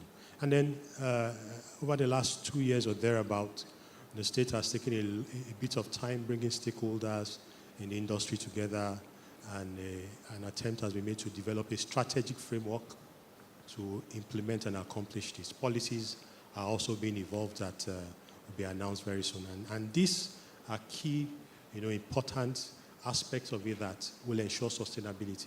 Because if stakeholders are already aware, a lot of thought was put into and process was put into the evolution of the system itself, things like standards of operation, what is expected at different touch points in the healthcare system, how they will be connected. And if all of that has been factored in, then we know that it's going to be sustainable. The other thing is that, as she's talked about, a lot of change management is also being put in place to ensure that there's adoption and people can pivot into the new technology. She mentioned the fact that people want change, but they are not always ready to embrace it. But over time, with continuous change management, people will adapt it. And then the system itself is not going to be something that is just launched and that is it. The system itself will continue to learn and then evolve as the needs change. Right. So years back, we're not talking about EHR, we're not talking about EMR. Now we're talking about EHR and EMR. I'm sure somewhere along the line, we're going to be talking about AI being able to make some. So as the world itself evolves, the system itself is going to continue to grow and evolve so that we can have a system that is continually functional and changing as the times change. Thank you. Okay, thank you very much. Dr. Mark, I'd like to ask you, how can the private sector benefit from Lagos SHIP? Just a point of correction, I'm Mr., not a doctor yet. Oh, sorry. Okay, no problem. Mr. Mark, thank you. Thank you. So I think what is critical is the point that the Honorable Commissioner made during his presentation, that SHIP itself is not an EMR. It sits above that layer. So it's an exchange, it's the health exchange. So in implementing such an exchange, we know that currently there's a plethora of EMRs out there. So it's critical that the exchange itself adopts core open standards for health information management. If we talk about health information, I mean, there are a number of ontology that is critical. We're talking about the WHO ICD codes, for example, in terms of, that's the International Classification of Diseases codes. So it's important that at the EMR level, those codes are implemented. Some systems, some people are used to the American standard. So we talk about CPT, the current procedural terminologies, or is it SNOMED CT, which is the systematized nomenclature on medicine clinical terminology. So basically, SHIP should be open enough to accommodate all these standards, using messaging formats that the individual EMR systems would be able to adopt to communicate steadily, on an online real-time basis to the SHIP. And with that, if we can execute and achieve the success that we all seek, I mean, the benefits is immense. We've talked about the healthcare data being the next oil. As a hospital, we've been approached a number of times at our Jolad, for example, by big pharma seeking medical information from African, population. The challenge to that is, one hospital cannot provide the volume of information that this big pharma needs for research into medicines and all those other treatments that would benefit the population. So, with a SHIP, we can then, exchange anonymized information and then leverage the benefit of this aggregated data mat for the benefit of the population, of the black race as a whole, not just a small sector or just Lagos State. So it's immense. All right, thank you. And I really love that point that you made around the benefits that we can definitely begin to see. Thank you so much for that. And Dr. Wallace, I would just like to ask you this question before we have the Honorable Commissioner sign off. What does the future hold for health data integration? And that's the question I would like for you to answer. What does the future hold for health data integration? For health what? Health data integration. The future is very bright, because with data, everything can then sit onto it. The innovations can come, the changes can come, and it is so important, it's so crucial, that we've got to put it in the forefront of what we do. My experience, so far is that we've not recognized the importance of health information. There was once I went on a conference, and these were conferences of senior managers in the UK hospitals. And they asked them a question. What if you have £1 million? Where would you invest it? And all of them talked about health information technology.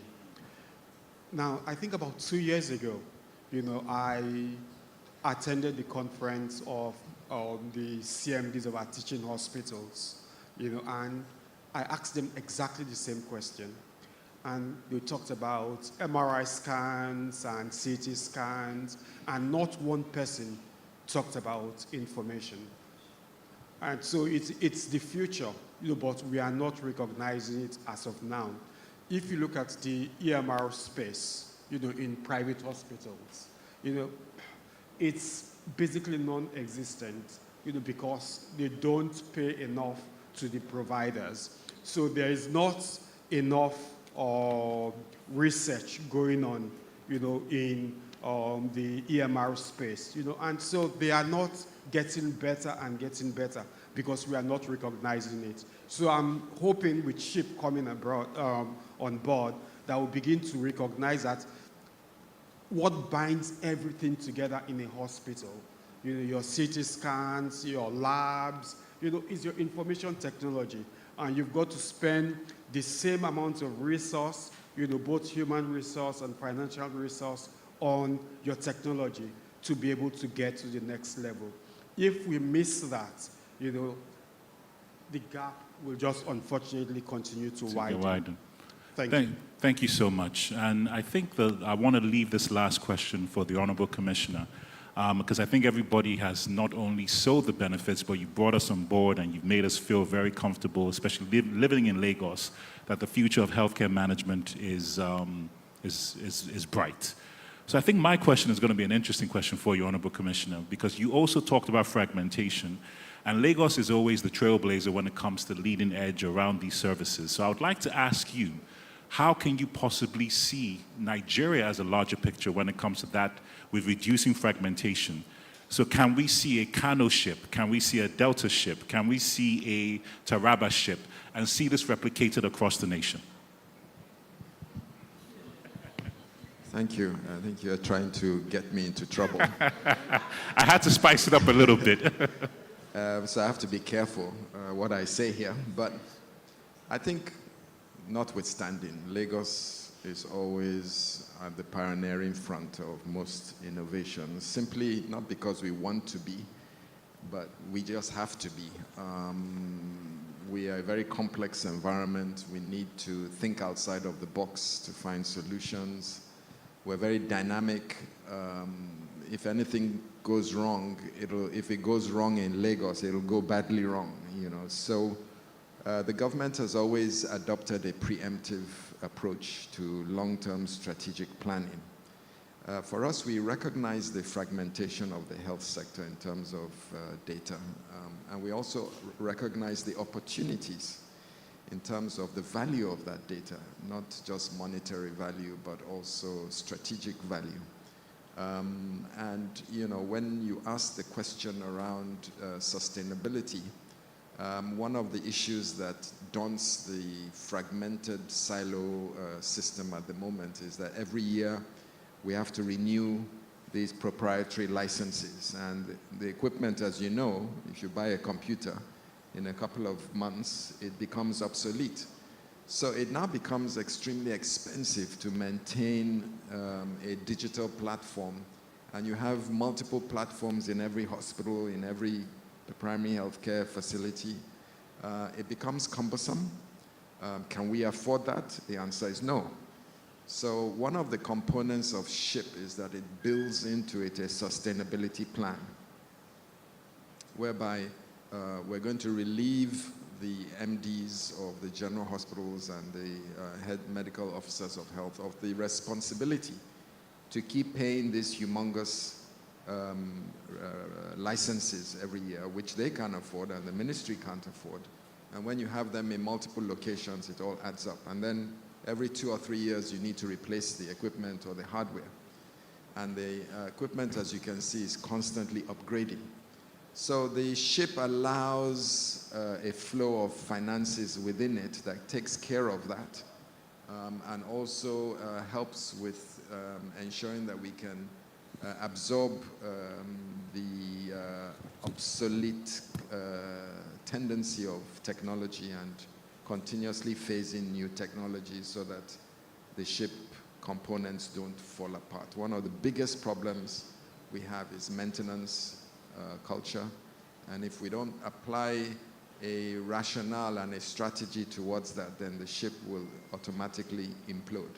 So that's why we're so happy to be partnering with InterSwitch, because they have this extraordinary capacity to create a sustainability within a system by micro movement of finances and being able to replace bulk sum payments with micro sums on a multiple continuous basis. And that's the backbone of the sustainability of SHIP. And so as you heard from my colleague, there's a myriad of apps operating out there. The importance is that we standardize the ontology, because in medicine, you can describe a condition in several ways. And a platform or an AI instrument will not be able, doesn't speak intellectual English. It has to be programmed. So if you want to talk about hypertension, one person will say hypertension, another person will say high blood pressure. All kinds of nomenclatures exist in the medical dictionary.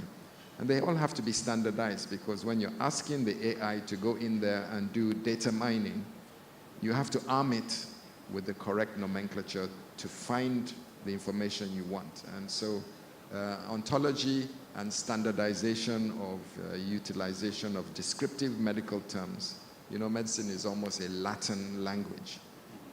You have to be able to use those terminologies correctly. And all that is being built into the backbone and the skeleton of SHIP that has all these attributes that will be able to define these parameters.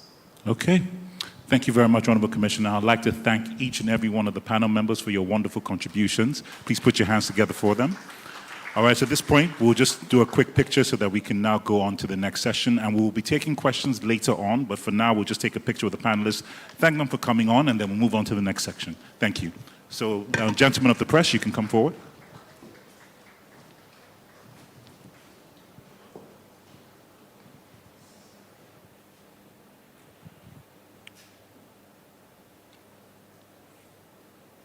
Pictures? Okay, we're going to take them from the, okay. Good.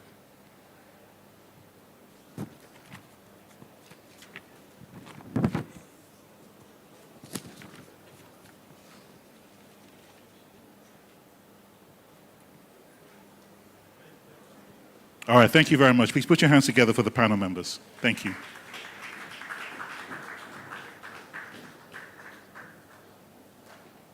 All right. And the next section we're going to have is going to actually get into the very details of Lagos SHIP. and it's going to be facilitated by Femi Olupegba, who is the MD for Digital Health Platforms. He is a seasoned enterprise architect and project and business manager. He holds a first degree in philosophy from the University of Ibadan and a master's credential from Obafemi Awolowo University, Lagos Business School, Massachusetts Institute of Technology, USA, University of Birmingham, UK, where he mastered in computer science, data science, business administration, development economics, and health policy.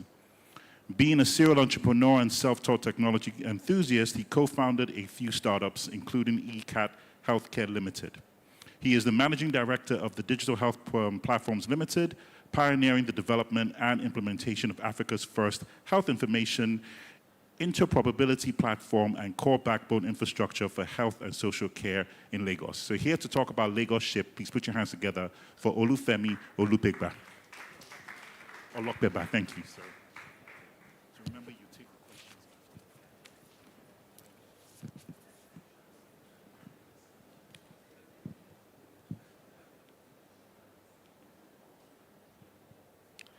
Good afternoon, everyone, and thanks for being here.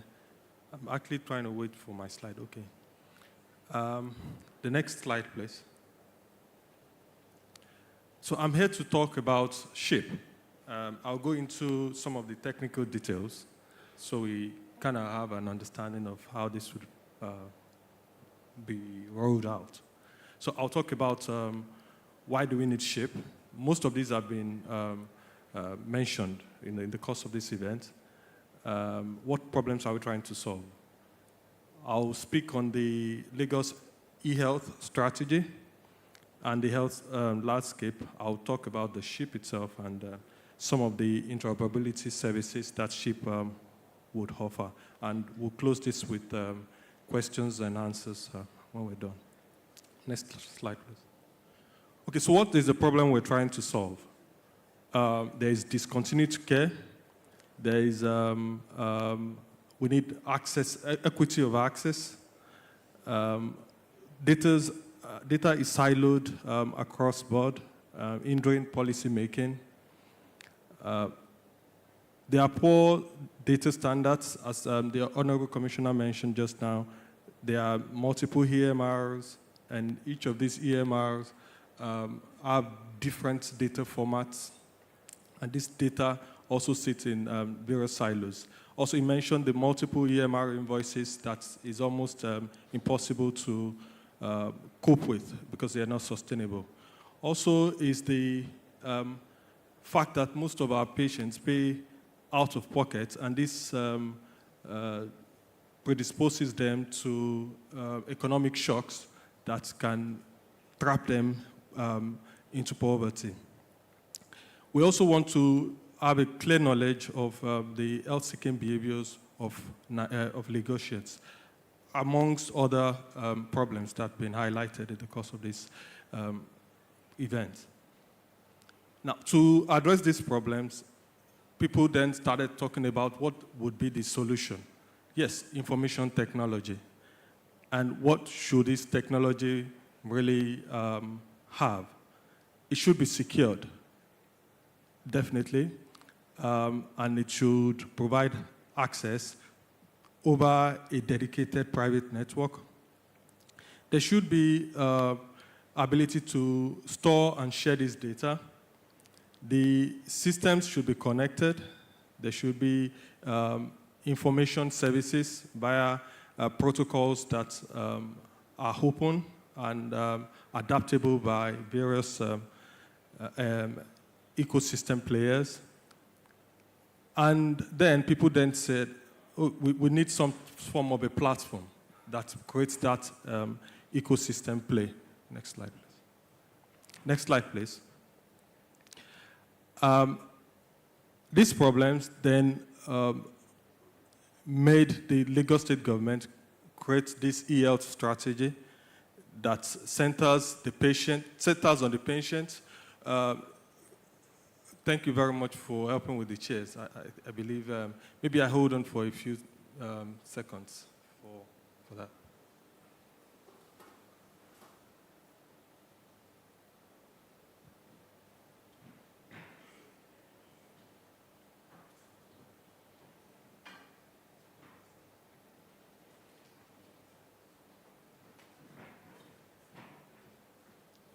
Okay. All right, so I'll just go ahead. So the e-health strategy of Lagos State identifies that the patient has to be at the center. All of this talk and innovations we're speaking to is about the patient. It's about over 30 million people as estimated now. And these systems should provide privacy and security of information. It should be safe, and there should be quality data that health practitioners are confident about. It should be agile, and with agile, it means it grows as the technology grows. Also, whatever technologies we're adopting is allowing the government to sweat the current assets. There would be efficiency gains, and we believe that whatever technology we adopt should have world-class innovative hubs that would bring in the future of healthcare.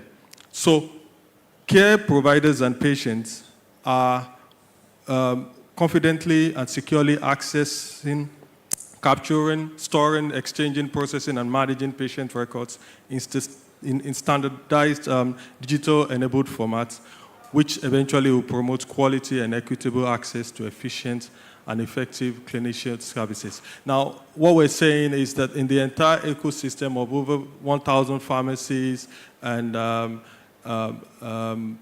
over 3,000 private hospitals and the various health touch points around Lagos State, we want a system that brings everybody together in a single place. Next slide, please. So what is SHIP? SHIP is a health information platform. As highlighted by the Honorable Commissioner earlier, it is not an EMR. It is not a laboratory information system, no. Rather, SHIP is the switch, is the system that sits in the middle and allows information to flow from one management information system into another. I would liken this to what we've done in InterSwitch.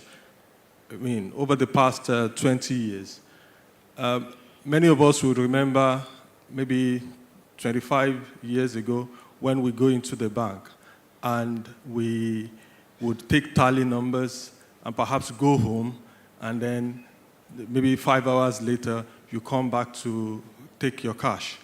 And then over that, over the years, we've seen that that is not the case again because technology has now made it possible to do transactions on the fly. What InterSwitch also enables to do, which is similar to this, is that when you're moving money, sending money from one bank to the other, we're able to make this happen. SHIP is that platform in the middle that allows information to move from one information system into another, as I mentioned. So SHIP is the health information backbone that joins various facets of health landscape to deliver efficient health and social services. Who are the major players on SHIP? All of us in this room are major players of SHIP, really, and that's why we are at this event. Patients would have a place. Definitely there will be cost reductions to the patients. There will be reduced redundancy because they won't have to wait for across the pathway of healthcare access. There will be time savings. And there would also be, on this platform, the providers, which are the healthcare facilities, and of course, the policymakers. Next slide, please. Okay, so this slide is basically to explain to us the platform. At the middle are the various information systems. Okay, so you can see electronic patient record or electronic health records, as some people call it. You have the laboratory information systems, the radiology information systems, the several applications that we currently utilize in our hospitals today. They will continue to run. SHIP is not replacing any of those. You would, in fact, have more of this installed at your various health facilities. These facilities, these applications will then comply with a standard that we have identified, which is the FHIR. That's the Fast Healthcare Interoperability Resources Standard. That is the de facto standard today for exchanging health information. The beautiful thing about this is also that if we find ourselves in other environments, like in the Western world and thereabout, the data that are generated, the data generated here can easily synchronize with their systems as well, because we are utilizing the standard that is globally acceptable. Within this ecosystem, I've tried to identify the patients as a block, the public sector as a block, and then the private sector as well as the various organizations as another block. All of these would definitely interact with the regulatory organizations. Now, these ecosystem players would use the applications in the middle to then connect to API services that you have to the right. So there will be financial applications, there will be care records, summary care records that keep your data, your clinical data. There will be the drug and inventory management system. The Honorable Commissioner mentioned that the inventory bit is a very critical component of this. There will be the API that allows you to share and see drug formulary. We will be integrating definitely with national structures. NAFDAC, for example, to help harmonize all of this nomenclature. There will be telemedicine and remote monitoring APIs. There will be learning platforms. The health insurance part would not be left out. There will be APIs for research and insight, as mentioned by the man from Arjolad on how big pharma are already, approaching the private sector to gain insight into most of this health data. Next slide, please. So here are some of the key API services that SHIP would offer. The first is the Patient Demographic Service API, and this is a very critical component of SHIP because this allows us to uniquely identify patients. What this means is that once you come on SHIP, you're registered only once. We also have acknowledged that there are multiple IDs that we have in Nigeria. There is the NIN, there is LASRA here in Lagos, there is BVN, there is the phone number, and so on. We are putting all of this together such that with whatever ID you provide, we would still circle back to a unique identity.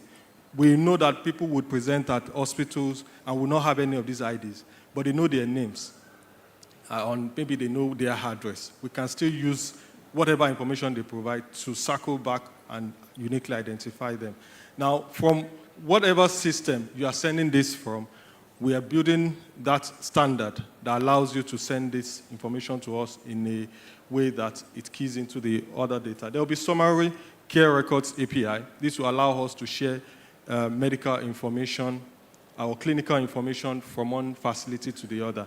The way we're building this is such that, so typically in an EMR, the fact that you are a nurse means you most likely will be able to see all the records of patients within the hospital. Or if you're a doctor, then you can see perhaps maybe all the types of information. But the way we're going to build SHIP will be different from that, because every record that you would have access to would be privilege-based. So if the user or the app that is accessing SHIP at a particular point in time doesn't need to see, say, for example, your social history, then they won't see it, even though they might be able to see your immunization records. So every type of record would be privilege-based, and we're building all of this to make sure the security of the system is intact. There would be patient administration, patient medicine inventory administration. This will be very useful for our e-prescription service. So imagine a situation where a patient visits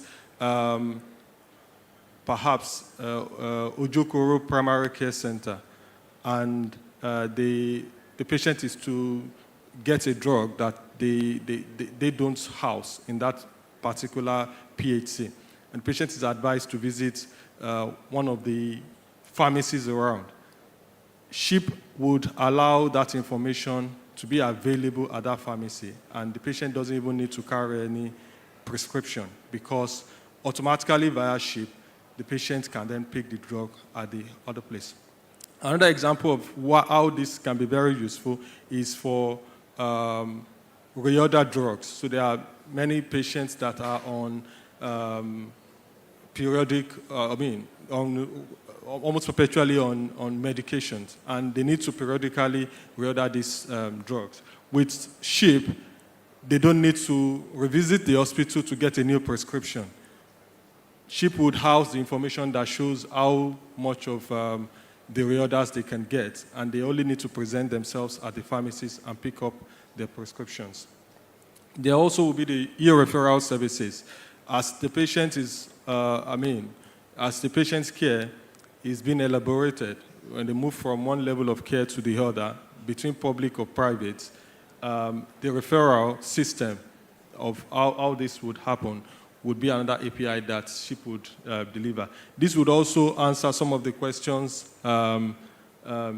I've forgotten the name, Arundade mentioned about knowing where to access the care. So how do you know if Shomolu General Hospital has got a cardiologist?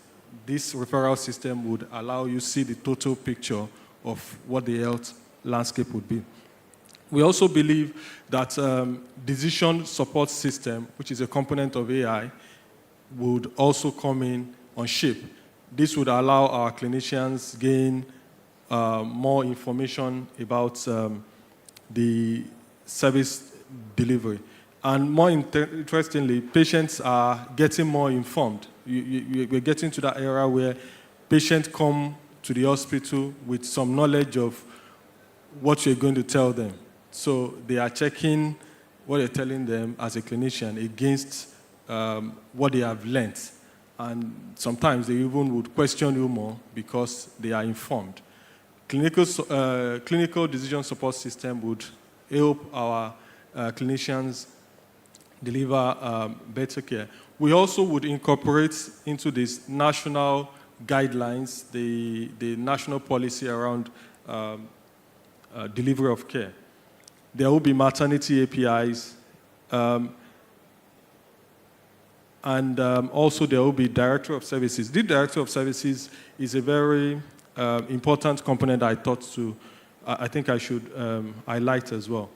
It would help us uniquely identify clinicians. So as NMA or the Nursing Council and so on, as we license clinicians, this directory will be feeding into that, so that if you are not licensed, it will help us remove quackery out of the whole setup, because only people that are licensed can practice care, and only those that have this license can gain access into SHIP, because SHIP would then ensure their sanity within that space.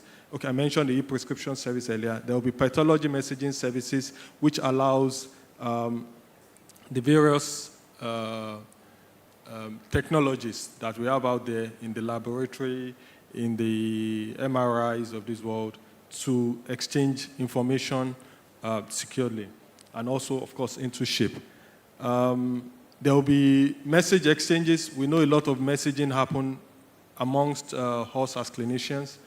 There will be messaging services to aid the communication that happens, and then, of course, the care delivery, care identity service API. Next slide, please. I think that's about it, really. So I just put this up as a little write-up about all the things I had mentioned. Thank you very much. I would then welcome questions, because really the beauty of this would be in the questions. I see one hand there.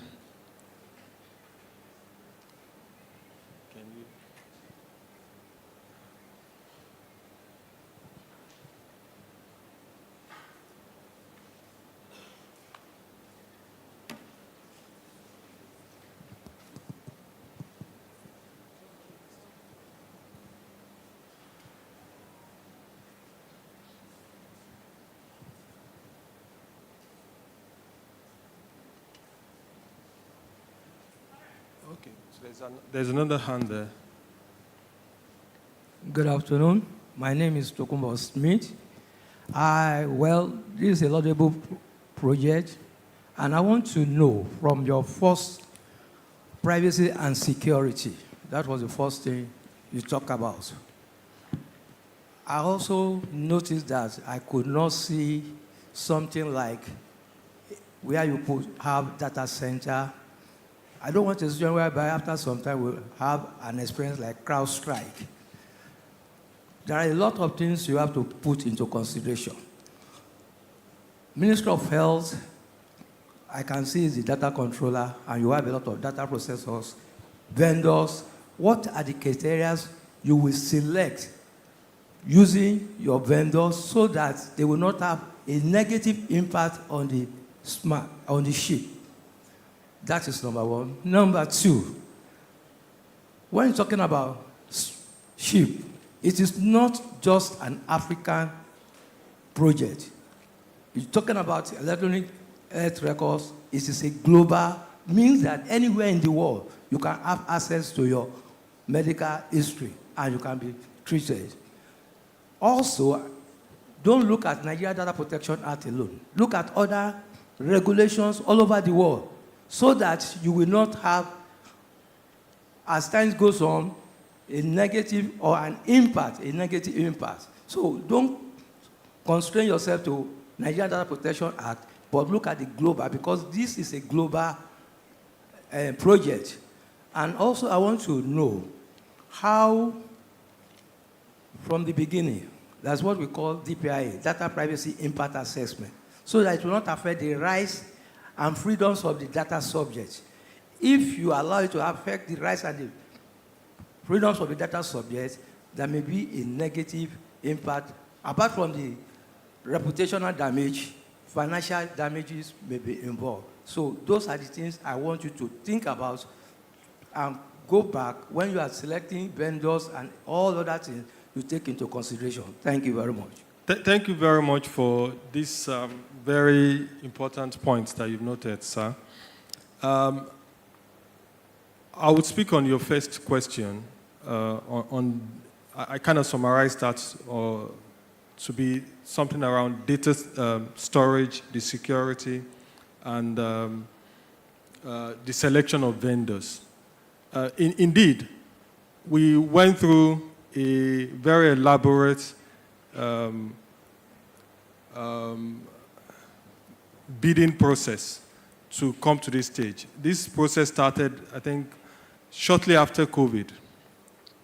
And the state government went through a very long process of about 4 years before selecting InterSwitch. Now, why was InterSwitch selected? I think I should highlight this. Our success in the financial world of today in Nigeria speaks volume of the kind of expertise, knowledge, and experience we built over the last over 2 decades in InterSwitch. We're bringing in all of this knowledge behind the building of SHIP. I can confidently tell you that all of the expertise that is currently supporting most of the financial transactions that happen in Nigeria today is still the same set of people that are building SHIP. So rest assured, the storage of the data, the confidentiality, the integrity, and the availability of this data is well protected because we have the best of hands in the country and even outside the country producing this. So as to the vendors we're selecting, yes, we have a very elaborate process, a corporate process as to that. As to the technologies we are adopting, we are making sure the standards and the regulations, both nationally and internationally, are being followed. I would identify 1 or 2 of these. I've mentioned FIRE earlier. FIRE is a new technology or a new standard that came out of HL7. For some of us that know Health Level 7, that's the body that actually codifies exchange of health data. They had version 2, version 3, and then CDP or something like that. And then this is the latest of that technology that we're adopting. So we, again, are leapfrogging. We're not starting from all these years of knowing. We are continuing from where the world of today is. Also, we are adopting the EPA standard, the EPA Act, which is really a very robust act in the US around privacy of patient information. We also will be complying with NDPR and GDPR, which are also standards that are out there. Yes, the Ministry of Innovation, Science and Tech are, as you've seen that the commissioner was here to make you understand that they are deeply involved in this. The Ministry of, that MIST would be conducting the data impact assessment, and they are our partners in the entire journey of building SHIP. So rest assured, all the technicalities that need to be in place to make SHIP a success have been well thought out. We've worked with all the various stakeholders within the governments of Lagos State to put all that has to be in place. And in the private sector, we are poised to deliver this based on our skill sets. I hope I'm able to answer your question, sir. All right. Thank you very much, sir. Okay. Yeah, thank you. Thank you very much. So, excuse me. Okay, so the questions, will not be limiting the questions to just this presentation. So if you have other questions from other presentations that have been made here, so let's just see your hand so that we take all of it together. And please make your questions brief, please. Thank you. So who has any other question? Let's see. Hello. Sure. There's one hand in the back. Okay. Please go ahead. Okay, I'm Tosin Obafemi, the CEO of Better Care. So from a technical partnership point of view, like in terms of integrations, who do we meet? Is it InterSwitch or? Me. Perfect. So we would see this engagement as the start of other pockets of engagements. Okay, so we first want to put everybody in the room, explain what we're building, then we would meet with the developers of applications, we meet with the EMR vendors, we meet with the clinicians and so on to make sure everybody's interests are captured in what we're building. Thank you. Okay. I think the audience would like an idea of the time frame of execution. I mean, this is really ambitious, so some people may think this is going to take 5 or 10 years to roll out. So if you could give us an idea of what we have planned in terms of the execution of this phase. Thank you very much, Honorable Commissioner. Yes, so we have an implementation plan to roll out SHIP over the next 2 years as, from a technology standpoint, but we won't wait until 2 years before people begin to enjoy the full value. Move out into the various MDAs. We would be releasing various APIs. I know we can quickly deliver perhaps the blood transfusion service as an example. When we're done with that, we can deliver care records, and then we can deliver prescription, we can deliver referral, and so on, until we then say, okay, we are fully ready to do a big bang.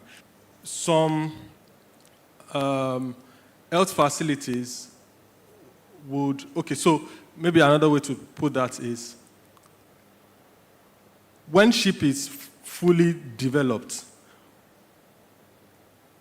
I mean, after it's been fully developed, another bit is the rollout of SHIP, which is going to each of the facilities to help them adopt SHIP.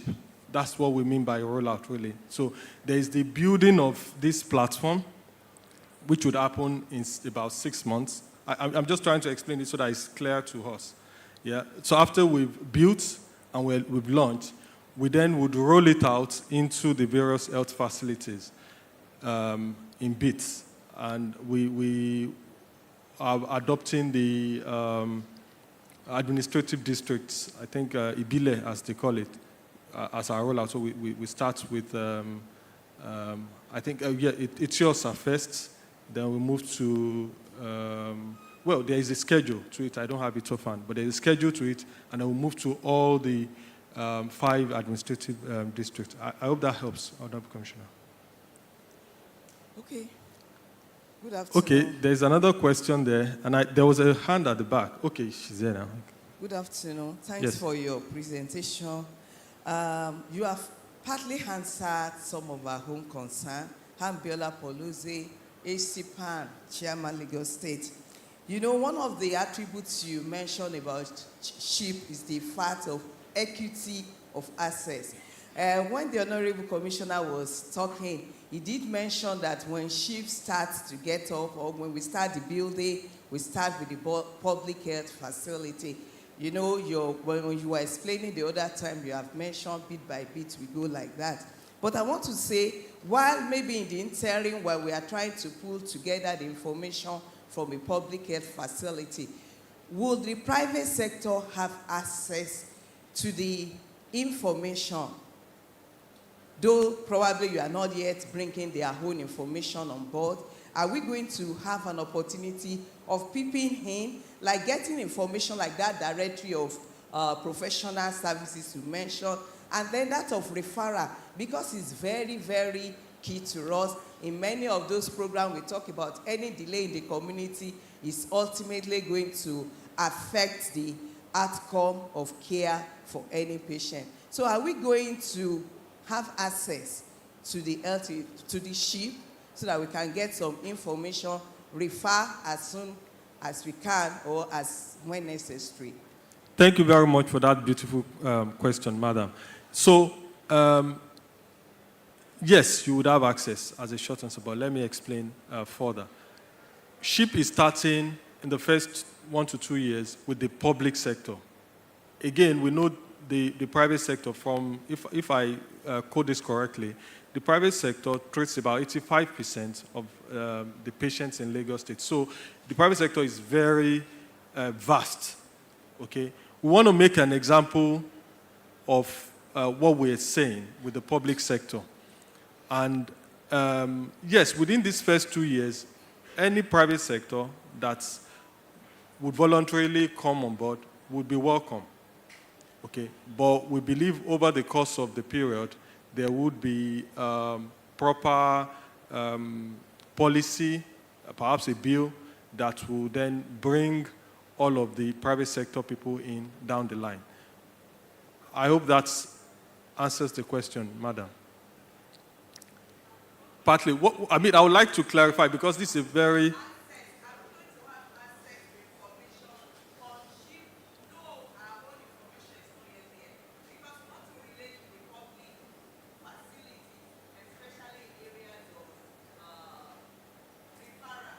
Yes, you would have access, as I mentioned earlier. You would have access. However, the level of access would still be at a bit. Okay, so it is based on, again, there was this committee that the commissioner mentioned earlier, the governance, the data governance committee.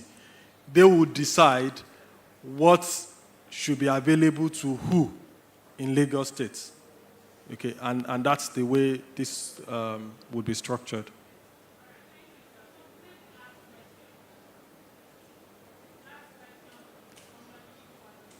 Last question from anybody that hasn't spoken. Okay, let's have him again, although he's spoken before. I am not asking a question. Okay. I just want to advise. Please do. I will not advise you to start on Ibile. I will advise you to start on PAC, whereby you go on pilot running of the project. When you go on pilot running of the project, it gives you a better understanding of the project, and you know where you have red flags. If you go through Ibile, it will not be easy. But PAC, you have a better understanding, maybe with 5, and then you do a parallel running. When you do parallel running, then you now go one by one. By the time you go on Ibile, then it will be easier. That is my advice. Thank you very much. When I say Ibile, I was referring to the entire administrative. You know, there are a number of local governments within one Ibile. Okay, so when we enter one Ibile, we'll start with the PHC, definitely. Okay, let me also say that we've been doing EMR for over 10 years. So we understand very well how data is shared within the health ecosystem. Thank you.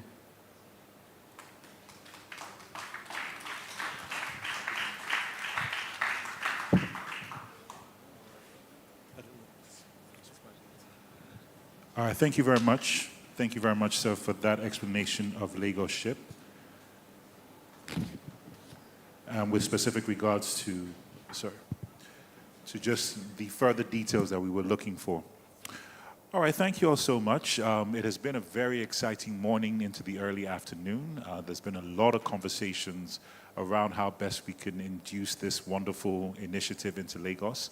Like was said, this is a stakeholders forum where we were having discussions, and then all the necessary individuals came and spoke about Lagos SHIP and about how best we can shape health outcomes in Lagos for today and tomorrow. So I'd just like to say a big thank you to everybody that spoke, all the panel members, the Honorable Commissioner, and everybody else that came up, and it's just been a great occasion. I'd just like for everyone to give a round of applause for this wonderful event.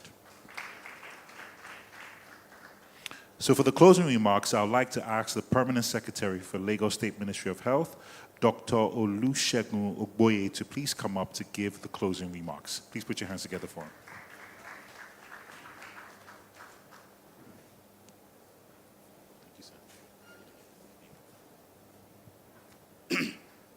Distinguished members of the EXCO, my colleagues in the body of permanent secretaries, our MDs and directors in the state civil service, all our guests, our partners in ECLAT and InterSwitch. I will then stand on the existing protocol regarding everyone else. This is definitely an epoch-making event. The whole world is moving towards digitization now, and the SHIP is going to facilitate that for us. The special advisor mentioned that this was a launch of a new era in health data management, and I think the fact that we've talked about it provides access to good quality real-time data, which will definitely help smart decision making at the level of the ministry and below. Then it provides access to advanced analytics, And we've heard also that the ship is not a static ship. It will evolve in consonance with the local nuances in the state, and the importance of the fact that it will be interoperable, it will provide data security, and it has a patient-centered design, and that it will also be able to provide for us patient data portability. And because of that, we will leave no one behind. And unlike the people who built the Titanic that said, even God cannot sink this ship, and they found what God can do, we will be handing our ship to God, and we'll ask him to help us launch it very soon and keep it sailing. Thank you, everyone who has come. Really grateful.